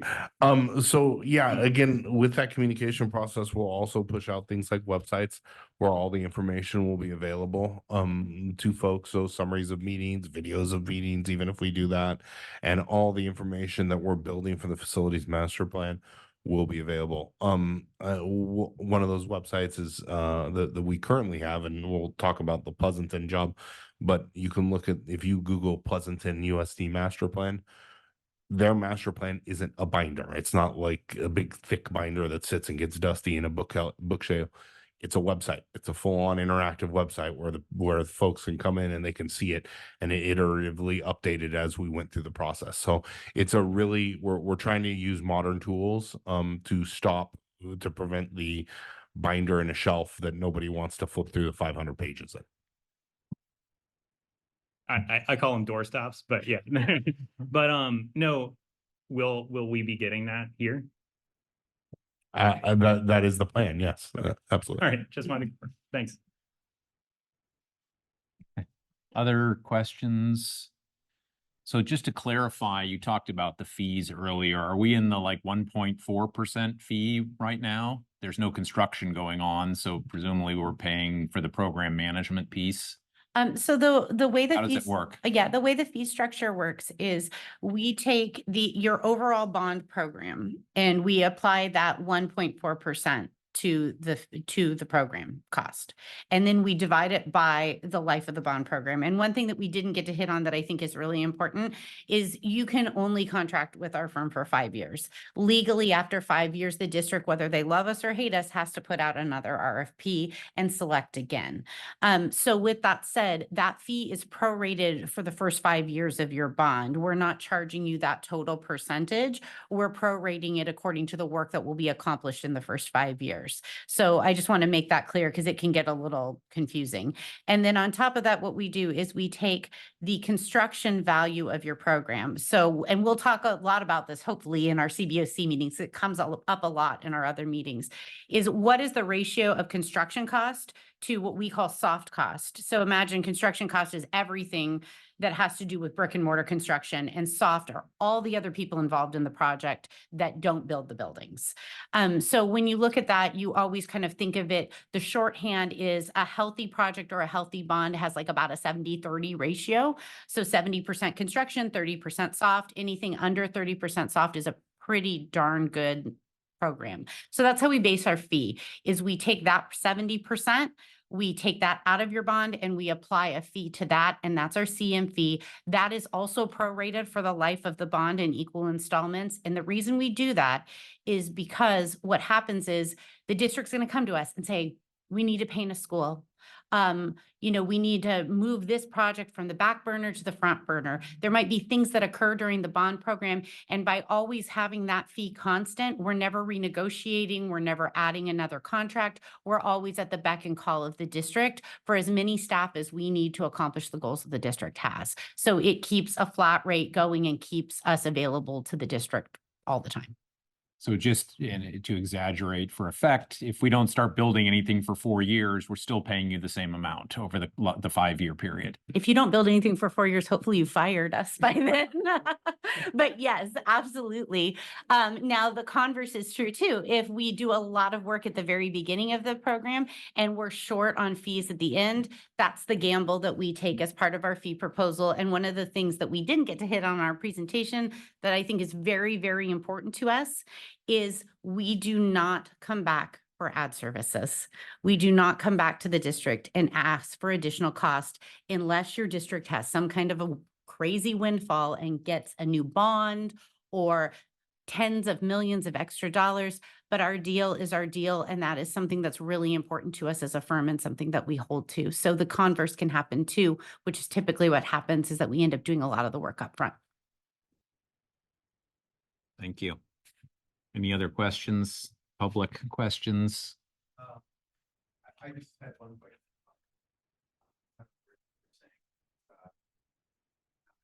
I don't fully understand the concept about what you're talking about this, but you float the bond in June, and here we are approximately almost 9 months later. The fact that you had those bonds with premium or whatever, that's kind of an irrelevant thing, right? I mean, common sense would dictate that if you float the bonds and you start the interest block back then, the higher interest rate than the interest income, right, like double your cost to the taxpayer, right? So I think, I do think there's also a cost to the community because they're not getting the benefit from whatever the goal is.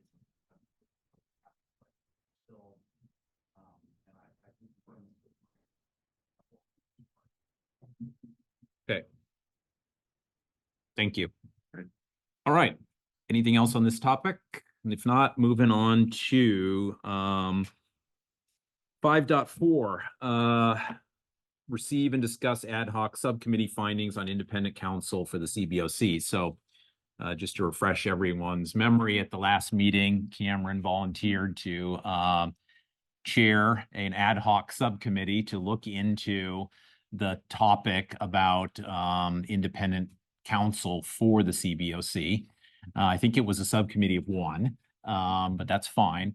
And Cameron shared her findings before she resigned from the committee, and I forwarded that around to all the members, and I can read it here into the public record.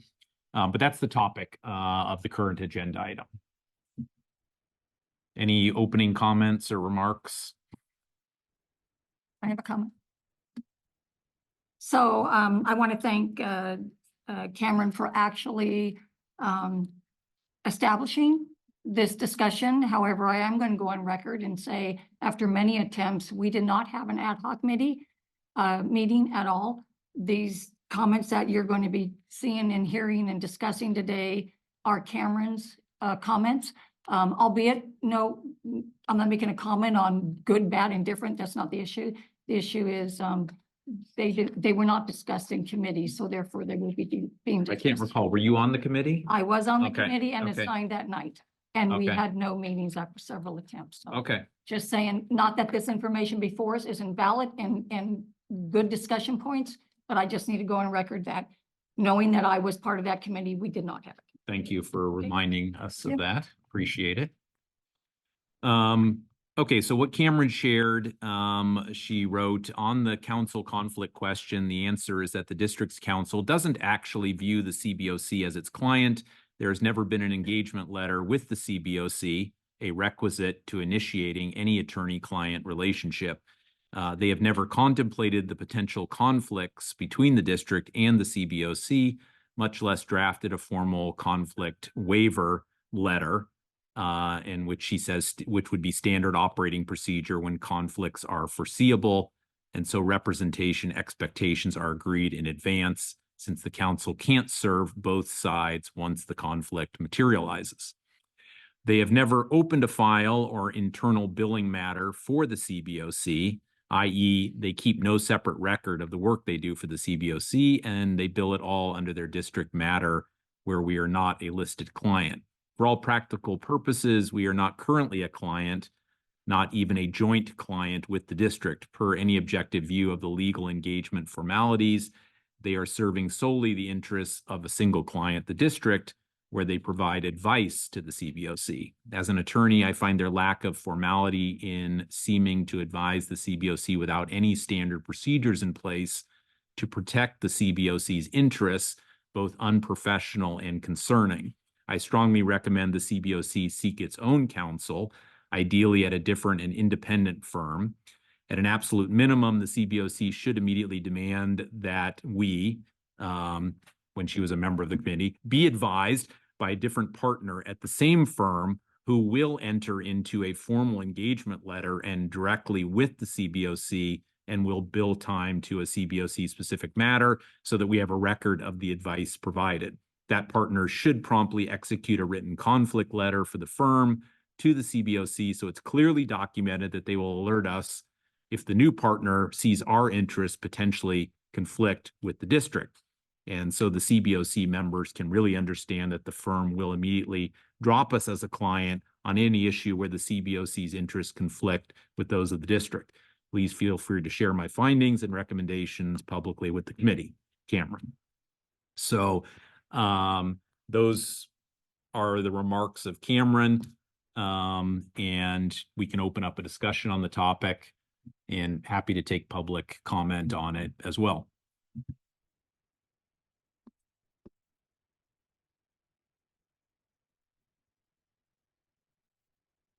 So, yes, that was the comments that were received, the current ones.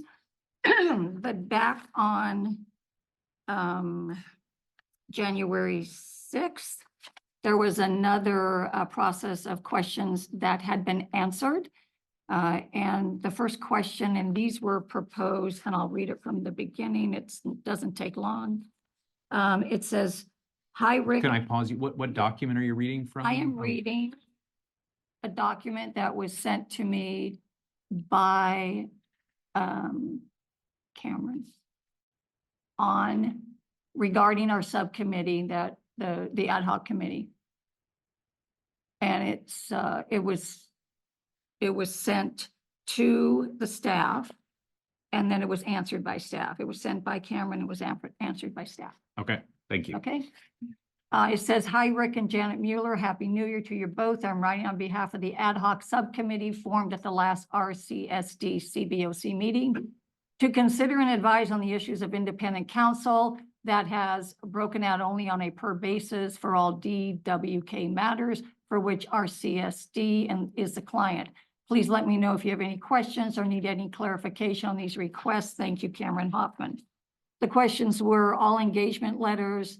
Please see the answers to your questions. So it says all engagement letters related to DWK's work for the CBOC executed between DWK and RCSD. Under the CBOC, we specifically do not request engagement letters or any engagement. I'm not going to go on and read this, but there were questions and there were answers given. This is a little, the current one you read is probably the conversation that we want to have tonight, but there were some questions already asked and answered by staff, and I didn't know if they wanted to have the opportunity to say what those questions and answers were. I'm okay with just hearing the discussion at this point. I can pull that. So she made some requests for information to the district, you're saying? She did. She You got copied them. you? Yes. Yeah, and the Yeah. district responded, And they which you did. have copies of. They did, and it said, I can read it. I have it in front of me. You want me to read it? Mr. Eston, I had those in front of me. Okay, it says, please find attached our current legal services agreement with DWK covering work related to the district's duty to provide technical and administrative assistance to the CBOC and other CBOC issues. Please note that it is our general services agreement with DWK for each year of the time period you are considering that would cover these services. If you would like a copy of earlier agreements, we can provide them, but they will substantially be substantially similar to the one provided.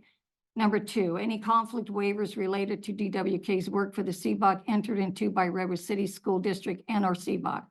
The answer, there are no such waivers. Number 3, the matter names the matter names, matter opening dates, current status of the matter, simply open, close is sufficient, and total amount billed for each DWK matter for which the CBOC, not Redwood City School District, is the client of record. Alternately, if the CBOC is not the client of record for any specific DWK matters, i.e. if all relevant DWK matters have been opened, billed under RCSD as client, simply confirmation of that file billing structure is sufficient without any additional matter details needed. Answer, there are no matters for which CBOC is the client of record. Question 4, the total combined amount billed broken out only on per year basis for all DWK matters for which Redwood City School District is the client. The answer below is an accounting of legal costs incurred by Redwood City School District for legal work by DWK. Please note that this covers all areas of representation for which we engage DWK, not just work related to our bond measures. And then there was a document that was attached. Okay. So it sounds like what you just read confirms what she wrote, or she wrote what she got back. Exactly. Yeah. Okay.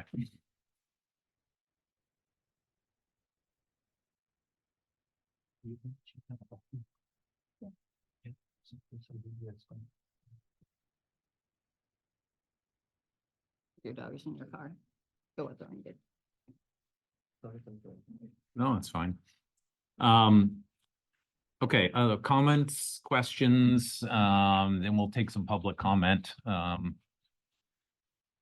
So why did the, I might have forgotten, but why was there a need for us to have independent counsel as a CBOC again? What was the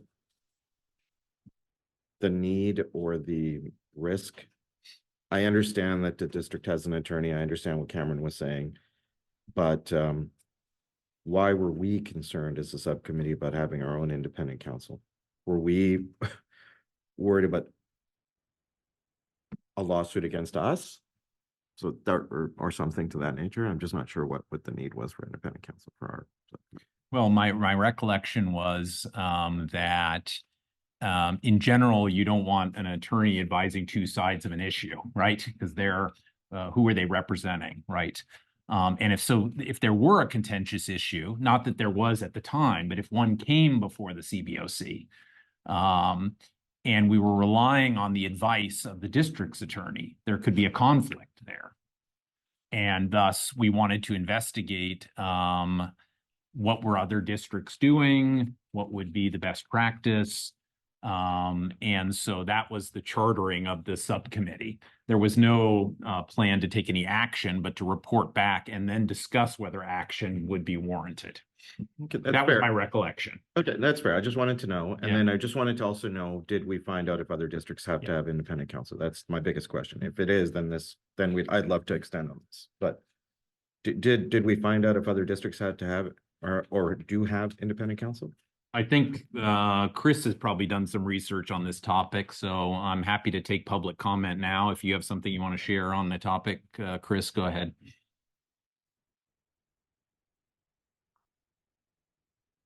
I don't know that Cameron got that far to answer your question, or the subcommittee. I don't know that was part, that part got done.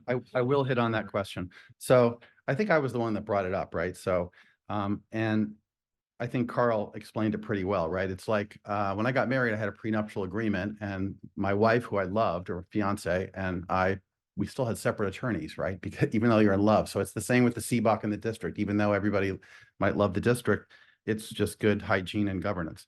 So the short answer is, should you have it? Yes. What? And there's really three reasons. Number one, the CBOC is required to be independent and thus needs its independent counsel and shouldn't rely on the district's counsel, whether that's DWK or John Niblin County Council, since they represent the district. They have a legal and fiduciary duty to act upon the best interest of the district, not the taxpayers whom you represent. So you represent the taxpayers. It's an Education Code 15278. So it's California statute says the CBOC is to be independent. The governing board of the school district shall establish and appoint members to an independent citizens oversight committee. That's what, quote unquote. And it's also worth noting the 75-word ballot question, which again, there's lots of advisors that spend time on that, including the district's council. which was the matter of the suit, right? Was the only thing the voters see as they're voting is that question. And it said in Measure T, at legal rates, of course, that's the interest rate, right? At legal rates with independent oversight, no money for administrators and all funds staying local, right? That was the last phrase of the, so it says independent. So I think voters expect it to be independent. They probably have no idea that the board members are picking you guys, right? But nonetheless, it is supposed to be, the voters expect it to be independent. And if you use the district's council, I don't think you're complying with that expectation. Third, and then the next thing is the education code says the district's required to provide you with technical assistance, which most certainly includes independent legal counsel. That's Education Code 15280.a.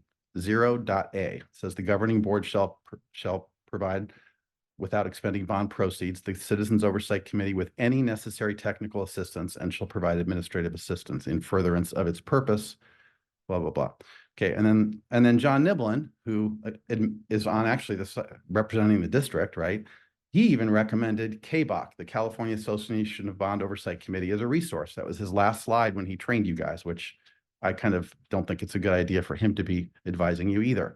But KBOC is very he recommended KBOC, and KBOC is very clear. And it's if you go to its website, it says the same thing what I just told you, that you should have your own independent counsel.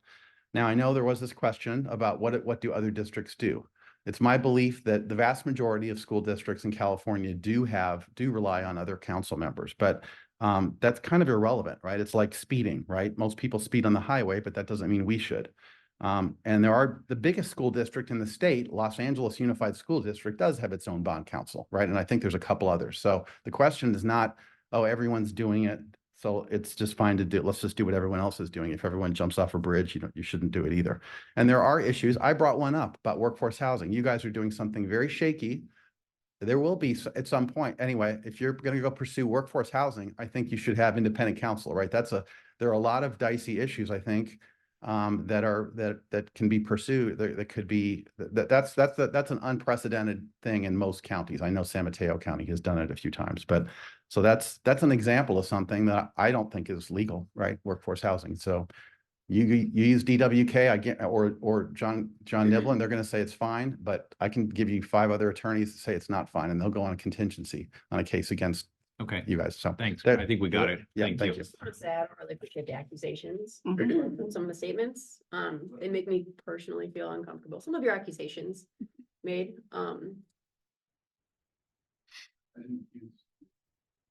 I mean, when you say you guys, what you are doing is shaky, I mean, Either one. Yeah, so if you want to read my statement of contest, that whole thing. Okay, let's bring it back to the topic on the agenda, which is discussion on this topic of independent counsel, but noted. I have a Thank you. question about it though. Yeah. What is the financial implication of that? Exactly. I mean, if we're a Exactly. taxpayer oversight committee, would we want to waste taxpayer dollars on on getting independent counsel? I mean, And if, Do we need it? Do we? exactly. how would it be if you spend an hour with DWK or an hour with ABC, it's still a cost. I don't see any financial impact at all. Either we're paying for DWK or whatever it is to consult with us, or we're paying someone else. The district is paying. In either case, we're paying. Pay Yeah. something up front for a retainer to have them Exactly. available to you. Exactly. 100%. Do we have to have a retainer and actually get an attorney? That would be a great question, because if we do, then that's one thing. But I mean, we're a citizens board oversight committee. We are taxpayer citizens oversighting a process, and including Will was very transparent about spending that the construction company has provided. We've reviewed it. The accounting team has provided details of how that spending took place. We've reviewed it. So, I mean, how are we liable? That's my other question. I mean, we are the taxpayer. We are here to represent the taxpayer, right? We are an oversight of spending. So my question is, are we questioning our own judgment? I think the idea that I see is, should a contentious issue come before the CBOC, let's just take workforce housing. The public comment is it's not allowed. Let's say the district says it is allowed. Eventually in our oversight role, we'll have to write an annual report that said money was spent on workforce housing. And we'll have to render some opinion. about that? Would we want legal advice? And if so, where would we go? We to are get it? not part of the decision process, though. No, We that's are an true. oversight committee, so unfortunately, the part that we miss is the decision process. There is no reflection for us to actually say, yes, we approve that. And I wasn't speaking to approving it. I was simply saying our role as the CBOC is to communicate to the taxpayers what the money has been spent on. Correct. So how And are that's we fine. liable for that, though? I'm not sure the word liable is what I'm getting hung up on. I'm not suggesting someone would sue the committee and we need representation So, but then why the need for the independent counsel? to Are ask we- them questions if we get into some gray area about what we should be reporting to the taxpayers. That's fair. It's advice, it's not, it's so not it's to legal protect- advice. It's legal advice, like we would ask. We asked DWK for some advice. I can't remember a year ago or something. We asked for some, and we got a legal opinion about something. It was maybe the bylaws. I don't recall exactly what it was, but they gave us an opinion about something we were unclear about. Maybe it was editing the bylaws. So I think the question on the table is, if we needed some advice about how bond money is being spent and how to communicate that to the taxpayers, which is our only role, is communicating to the taxpayers, right?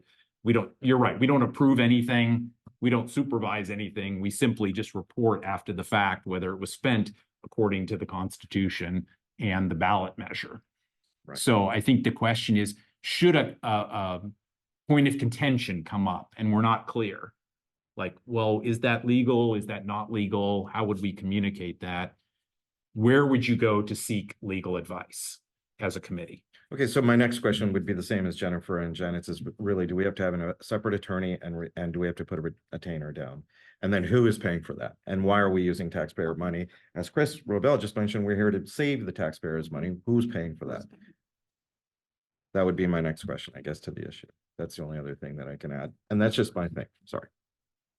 No, and absolutely, I'm on the same page with that. I do have a question though, when it comes to, we would ask the attorney of record, if we had an issue, as you said, we had before. I wasn't on the committee at that time.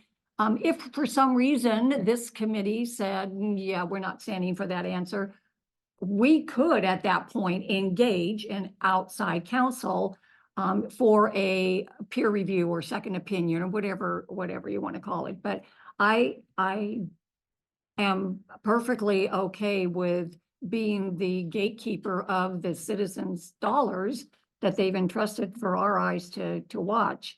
And having an of record outside counsel, I, for one, don't feel that there's been any proof to prove by what we currently are utilizing, that there has been any shadiness, illegal activity, fraudulent activity, where there's a lot of smart people on this committee. It wouldn't have gotten past you. So I don't see where we need to change what we have. I appreciate the comments of the speaker. I don't agree with them, but I appreciate the fact that you come here and voice your concern. But at the same time, I don't feel that I mistrust the process that has been put in place until at the point it ever happens. Then I think we can revisit the conversation. Yeah, and I agree. I mean, if at the end of the day that we're, I think if we did need representation, I think the fact that we have an independent counsel that's quite intelligent, and we have construction and management engineers, we've got lawyers, we've got all sorts of folks from different backgrounds. We've got architects. I think we can make sound advice, or, we're able to read everything. We're able to interpret what's been presented to us. But the one thing, one person's opinion, we're talking, whether or not funds are allocated for housing for teachers. I mean, I strongly disagree. I think the funds should be allocated for teachers. It's the poor teachers that have to go out of district that we don't get quality teaching because there is no housing affordable for them. So I mean, I completely disagree with the public in this opinion. So I'm allowed to. I'm a citizen. I guess we can disagree. And to Mr. Robel's, with respect, I agree to disagree, but at the same time, I agree with Janet. I do value what you're trying to say, but it's just a difference of an opinion. And I think having an attorney, why would I want to wait task? Like, I'm with you on the lack of wasting funds.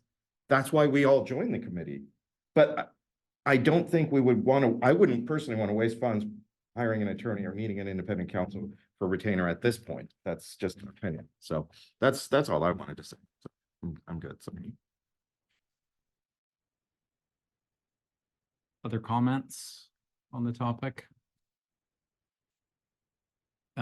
Does anyone interested in continuing on the subcommittee to investigate the issue? It sounds like the open question, one of the there's a question about effectiveness and whether it's needed, and then there's a question about cost.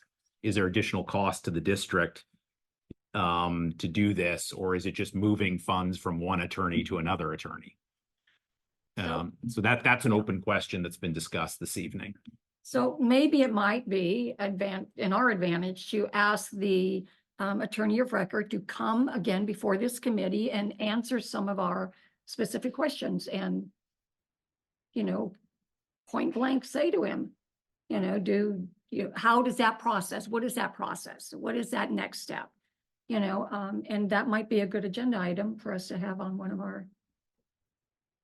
Yeah, I meetings. think that's a very constructive addition to the conversation. So thank you.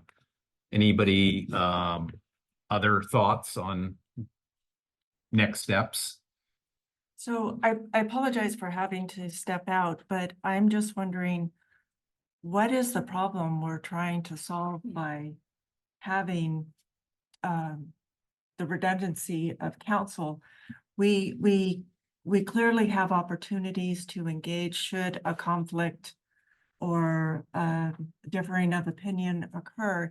And I'm wondering if I may have missed something and there's a specific problem we're trying to solve, or if we're just wondering if in the event at some point in the future, something does arise. I think really, unless we have a specific problem, I don't think there's a need to have redundancy in counsel.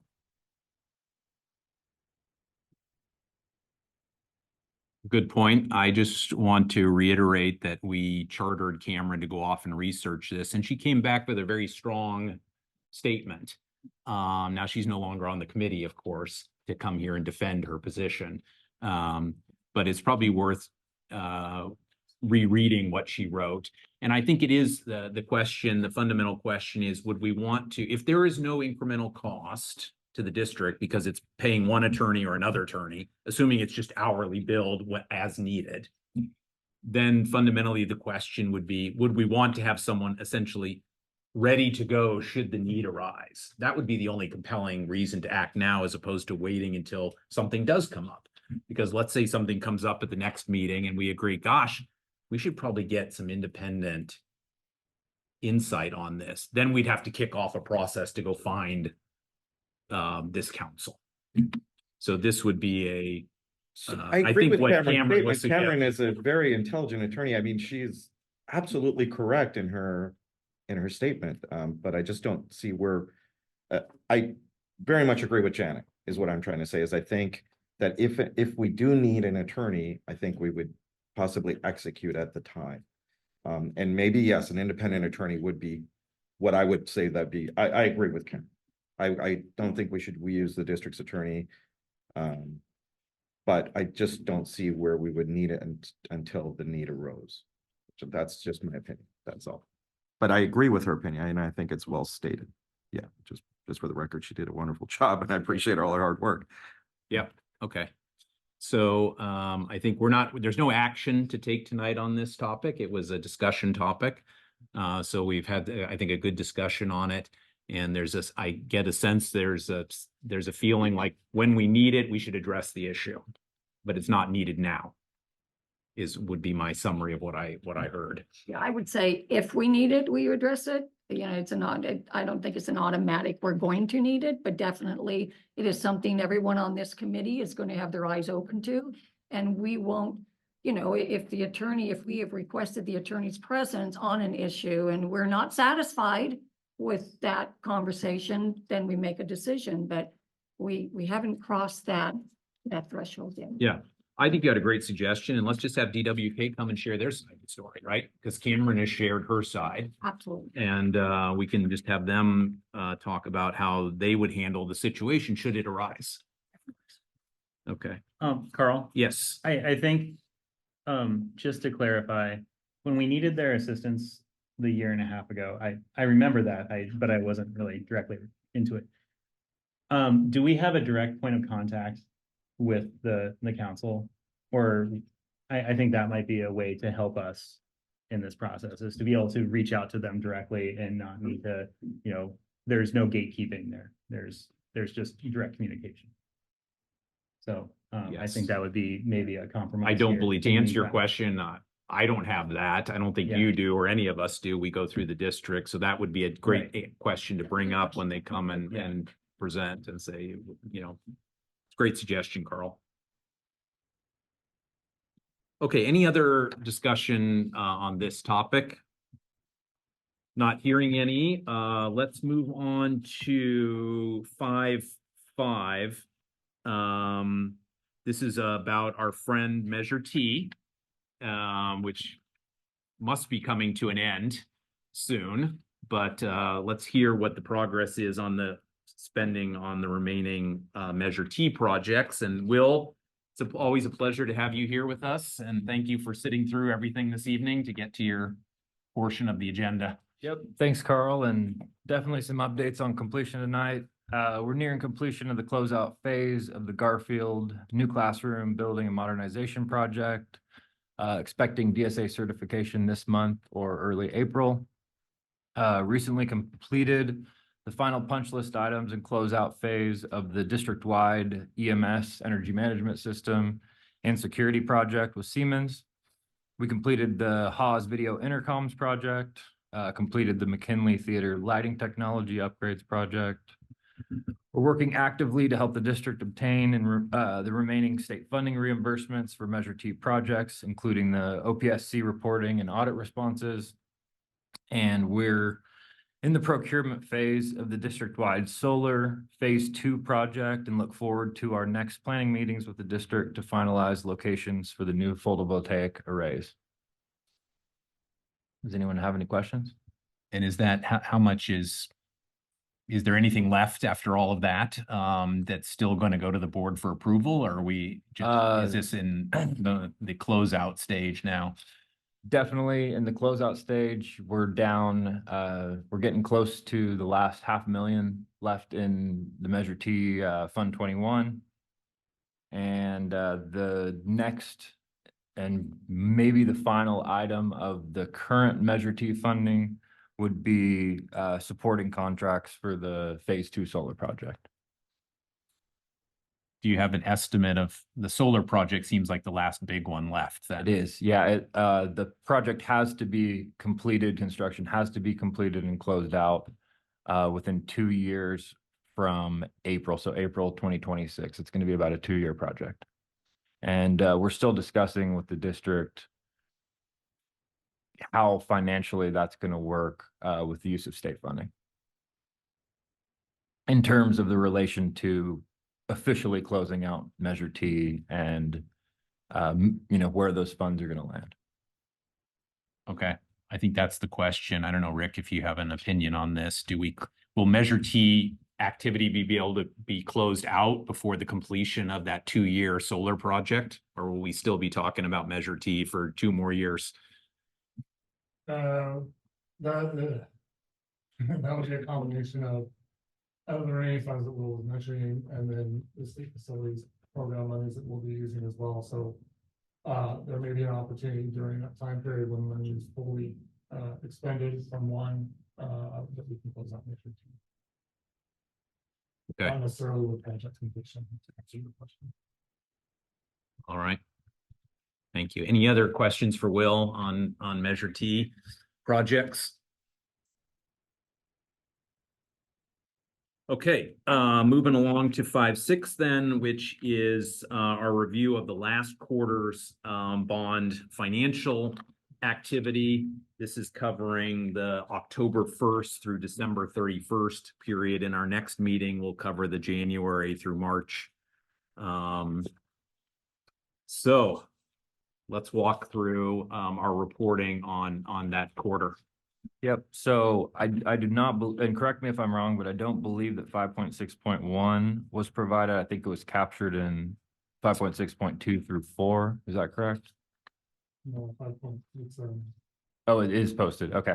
So does anyone have any questions on? you might be right, Will. Okay.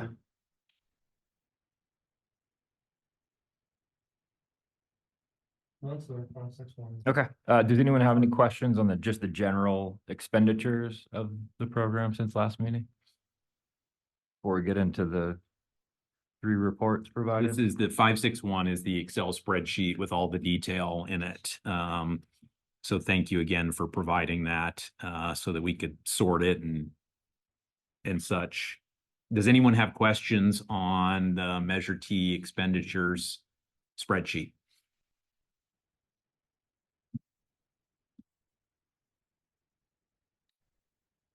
Nope. Okay. 562 then. So we provided the report. There's 3 change orders. Does anyone have any questions on any of these? 3 change orders for a total of 36,000, right? Yep. Is that the one? Yeah. Okay.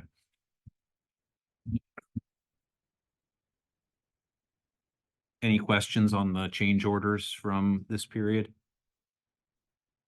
On the committee? No. Okay.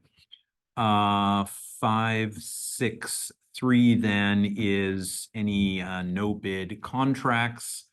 And there's a handout for that. It looks like there's 6 or 7 items on there. Any questions here?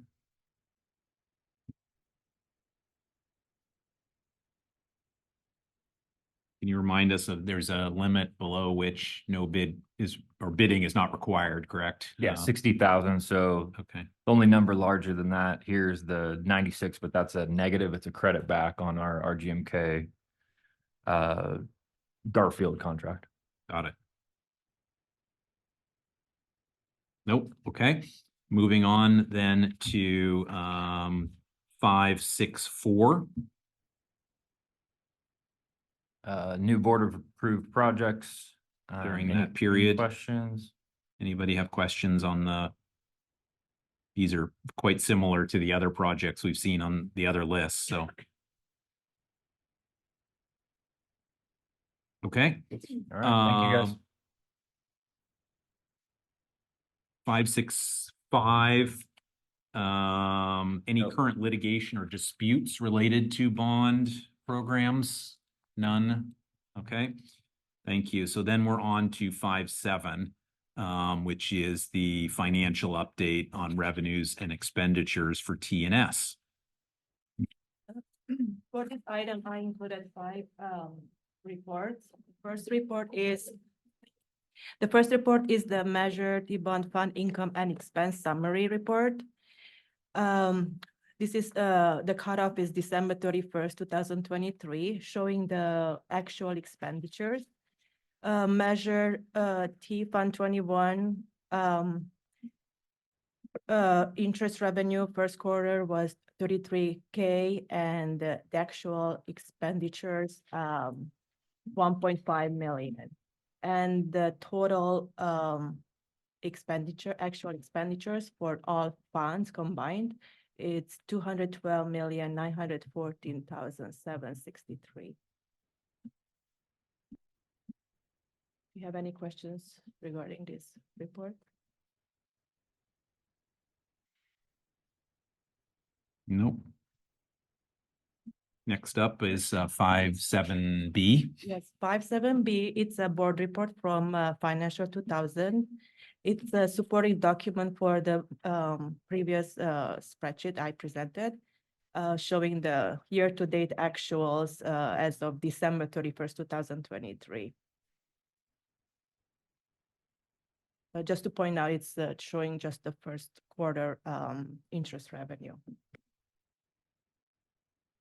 Do you have any questions? Nope. Okay. C. Moving forward to 5.7C. This is from Bond Accountability System, showing the projects on the left side.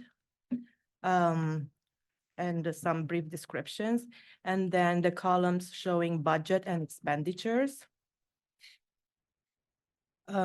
Both systems, accountability and the district financial system, are reconciled as of December 31st, 2023. This is the cutoff for this report.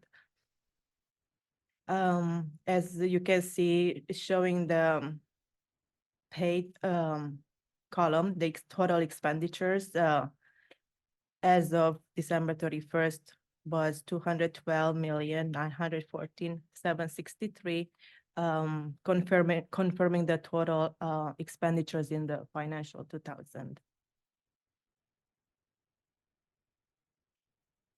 Let me know if you have questions. Moving forward. Good. Yep. To 5.7D. This is also a report from accountability system. It's a sources and budgets report. On the left side, we have brief descriptions of the object codes, and the sites, the projects are in the columns. And if you can see the local funding, the 3 funding sources, and there are 3 pages. So the total budget is 214,999,110. Since the last presentation, the budget has been updated with the first quarter 33K and the second quarter interest revenue 26K. And I just want to point out that there are 894,565 in total project contingencies. Great. Okay. That's it for Measure T, correct? Yes. Thank you. So we've got our first report on Measure S now. Yes, the next report is a board report from Financial 2000. This is for Measure S, and you can see the year-to-date actual, it is for December 31st, 2023 cutoff.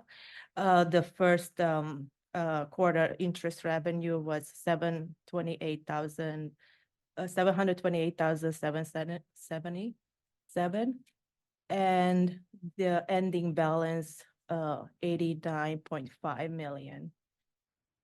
Can you walk us through the expenditure lines there, just since it's the first time we're seeing Measure S? There were briefly some advertising expenditures and just mobile modular expenditures. So as you can see, we don't have VPCS expenditures yet. They started in January. Okay, so there was no expense in December for no, they our haven't team over expensed, here. no. Okay.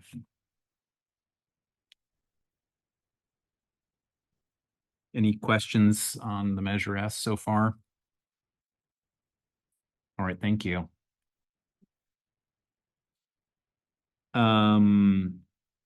Okay, so that was 5.7. So we're gonna go into 5.8. Oh yeah, yes, please.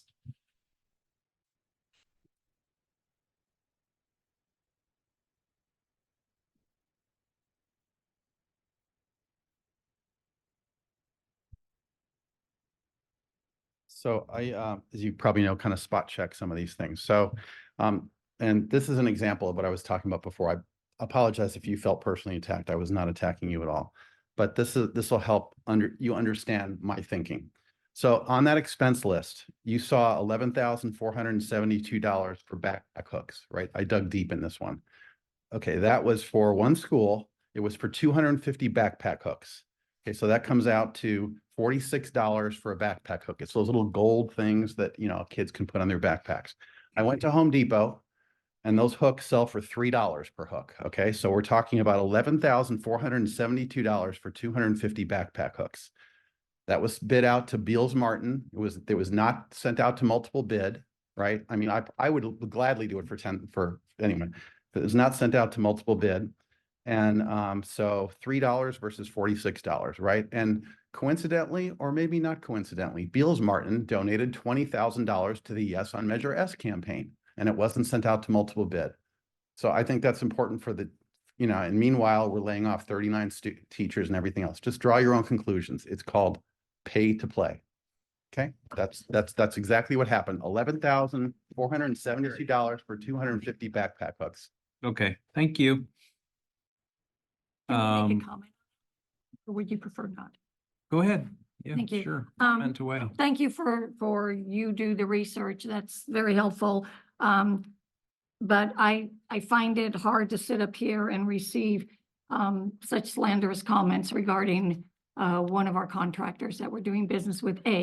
Whether or not they donated money, many of us have donated to many different issues. And I would hate to have my name slandered that way because I donated money to something. So I personally would not feel that a contractor who is doing this kind of business for our district and a contractor of this level would be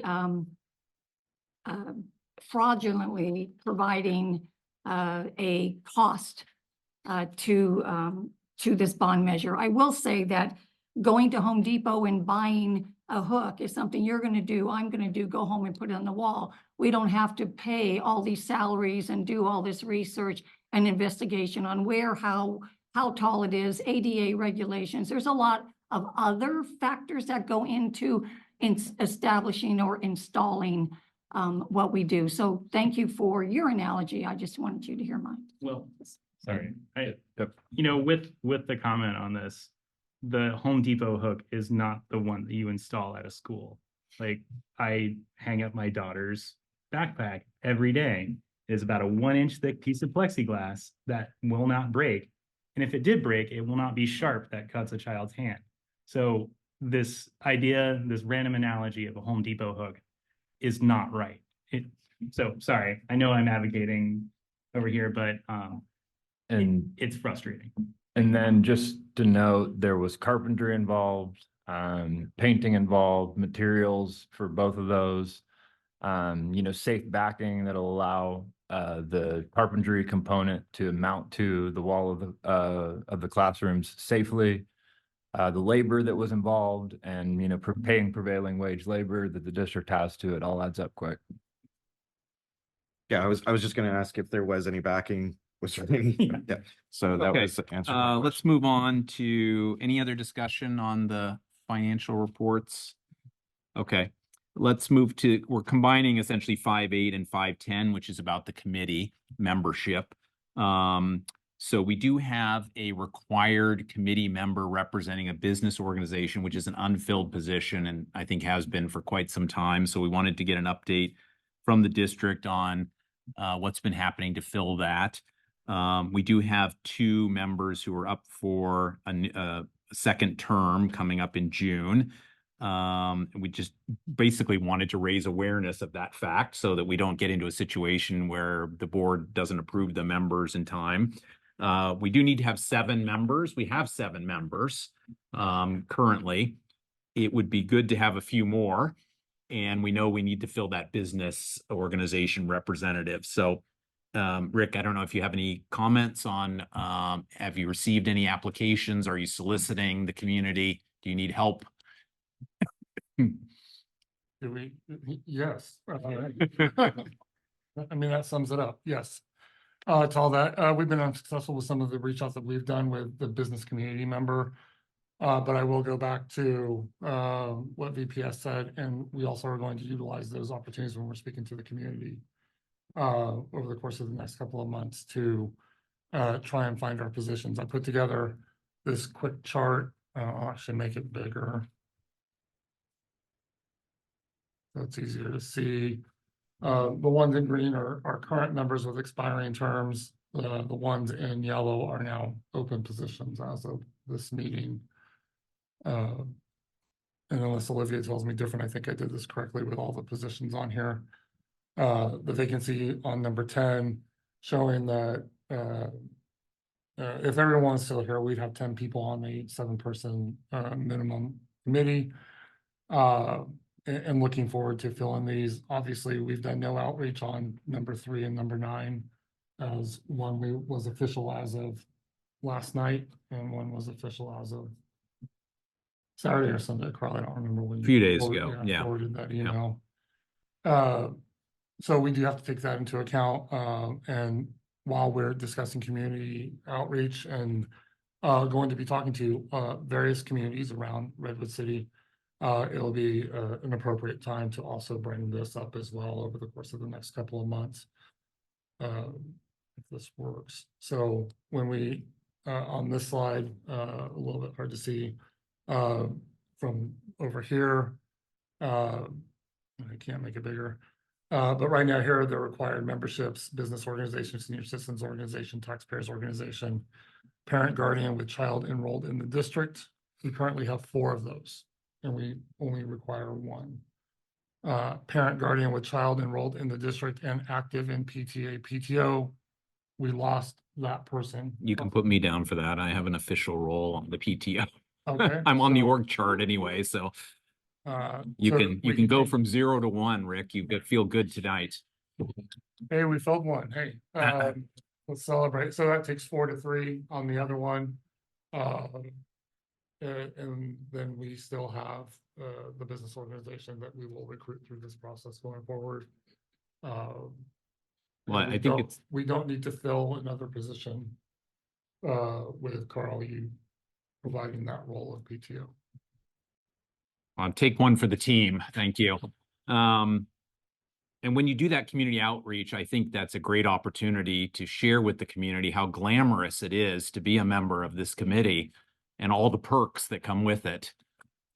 Well, yeah, I think in some ways, Carl, you're not lying there, but you know, it will be when we're talking about future projects and all that they can be involved in that project from inception to end, and then be able to report out with it. So I don't expect lines out the door to sign up, but hopefully we can get a couple or at least one that meets that requirement for this at this time. I mean, the district is about to spend $90 million of the taxpayers' money. You would think there'd be some folks out there who would want to provide some oversight. So I'm sure we can find them now that things are ramping up on Measure S.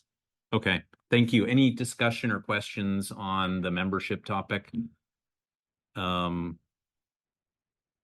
We will have another meeting before the June time when 2 of the terms are expiring. Okay. That takes us to what was 5-9 now. Carl, you were leading, I think, the website committee. Do you have any thing to report out on that topic tonight? No updates. Okay. I guess one action item that we had requested at the last meeting was that the CBOC website, not just the agenda, be a quick link. And so you have that ability to find it. I just looked and I think I just saw the agenda, but I agree with you. Yeah, so that would be the, one small comment. But, the search bar, you can look up CBOC and find the CBOC website. So We got it. thank you. Okay, anything else on the website topic? That was our last topic for tonight. We're going to go into 5-11. We'll first start with the question of agenda items that any of the committee members would like to see on the next meeting. I do have one here that we discussed, which is the DWK coming and describing their view of the independent counsel situation. We have our usual check-ins. Is there anything else that someone is advocating for on the agenda for next time? Should have an architect by then. If our meeting's up. Can we just find out who that intro on that? They don't have to come, but just find out. And we could add, if the Van Pelt crew is ready to bring some of your CBOC best practices and worst practices examples, if you're ready for that, and when we schedule our next meeting, it would be great to put that on the agenda.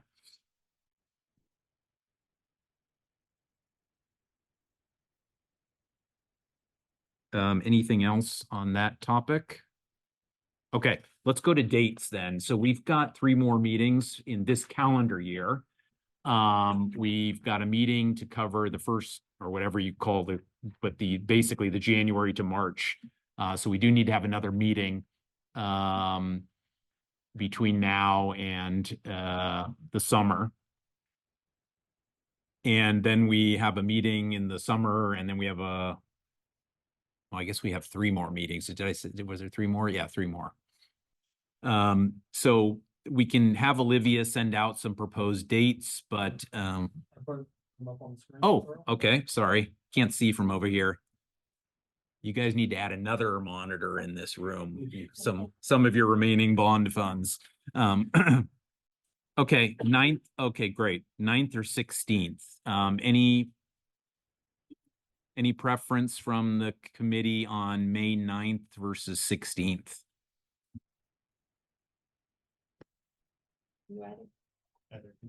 Oh, I do have a conflict on the 9th. It's actually the school celebration of cultures. So if we can do the 16th, that would be awesome.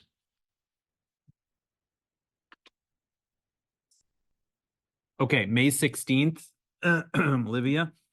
And then your next one is the 22nd or the 29th of August. Anybody have summer conflicts or travel? Our school's a week before. Okay. Either of those meetings. Okay, so we're shooting for the 29th of August. Anybody have a problem there? Okay, we'll book that. Great. And then December 5th. I'm sure you've all made your plans for December. So check December 5th on your calendars and see if that works. Any conflicts, or we'll just tentatively go ahead and book the 5th of December then. Thank you, Rick, for getting those dates We up. can always talk about the December 5th one. I just wanted to avoid November this year because we run into a lot of issues in November. Yeah. Between district requirements and then. I did think of something going back one. I'm sorry. I And then didn't we mean to run cut you into off. December issues with winter break and other reporting that goes on during that time period as well. The audit report, the bond audit, what's the status? And I think we need that on the next meeting agenda then to have the bond auditor come in and present the findings for the last fiscal year, correct? Yes, he will come to the next meeting. The bond audit will be submitted Monday or Tuesday of next week to the state, meeting the statutory deadline. And I hate to break the suspense, but there are 0 findings in Measure S or Measure T for 22-23. Got it. Okay, so we'll have that. Will that get sent out to the CBOC members when it issues, or can we request that you send it around? Yeah, after it's issued by the auditor, we can. Yeah. Okay, great. There'll be plenty of time to review it before our May meeting. Anything else on agenda topics or dates? If not, do we have a motion to adjourn the meeting? Motion to adjourn. Motion, second from Jip Paul. Thank you. All in favor? Aye. Any opposed? The meeting is adjourned. Thank you, everyone.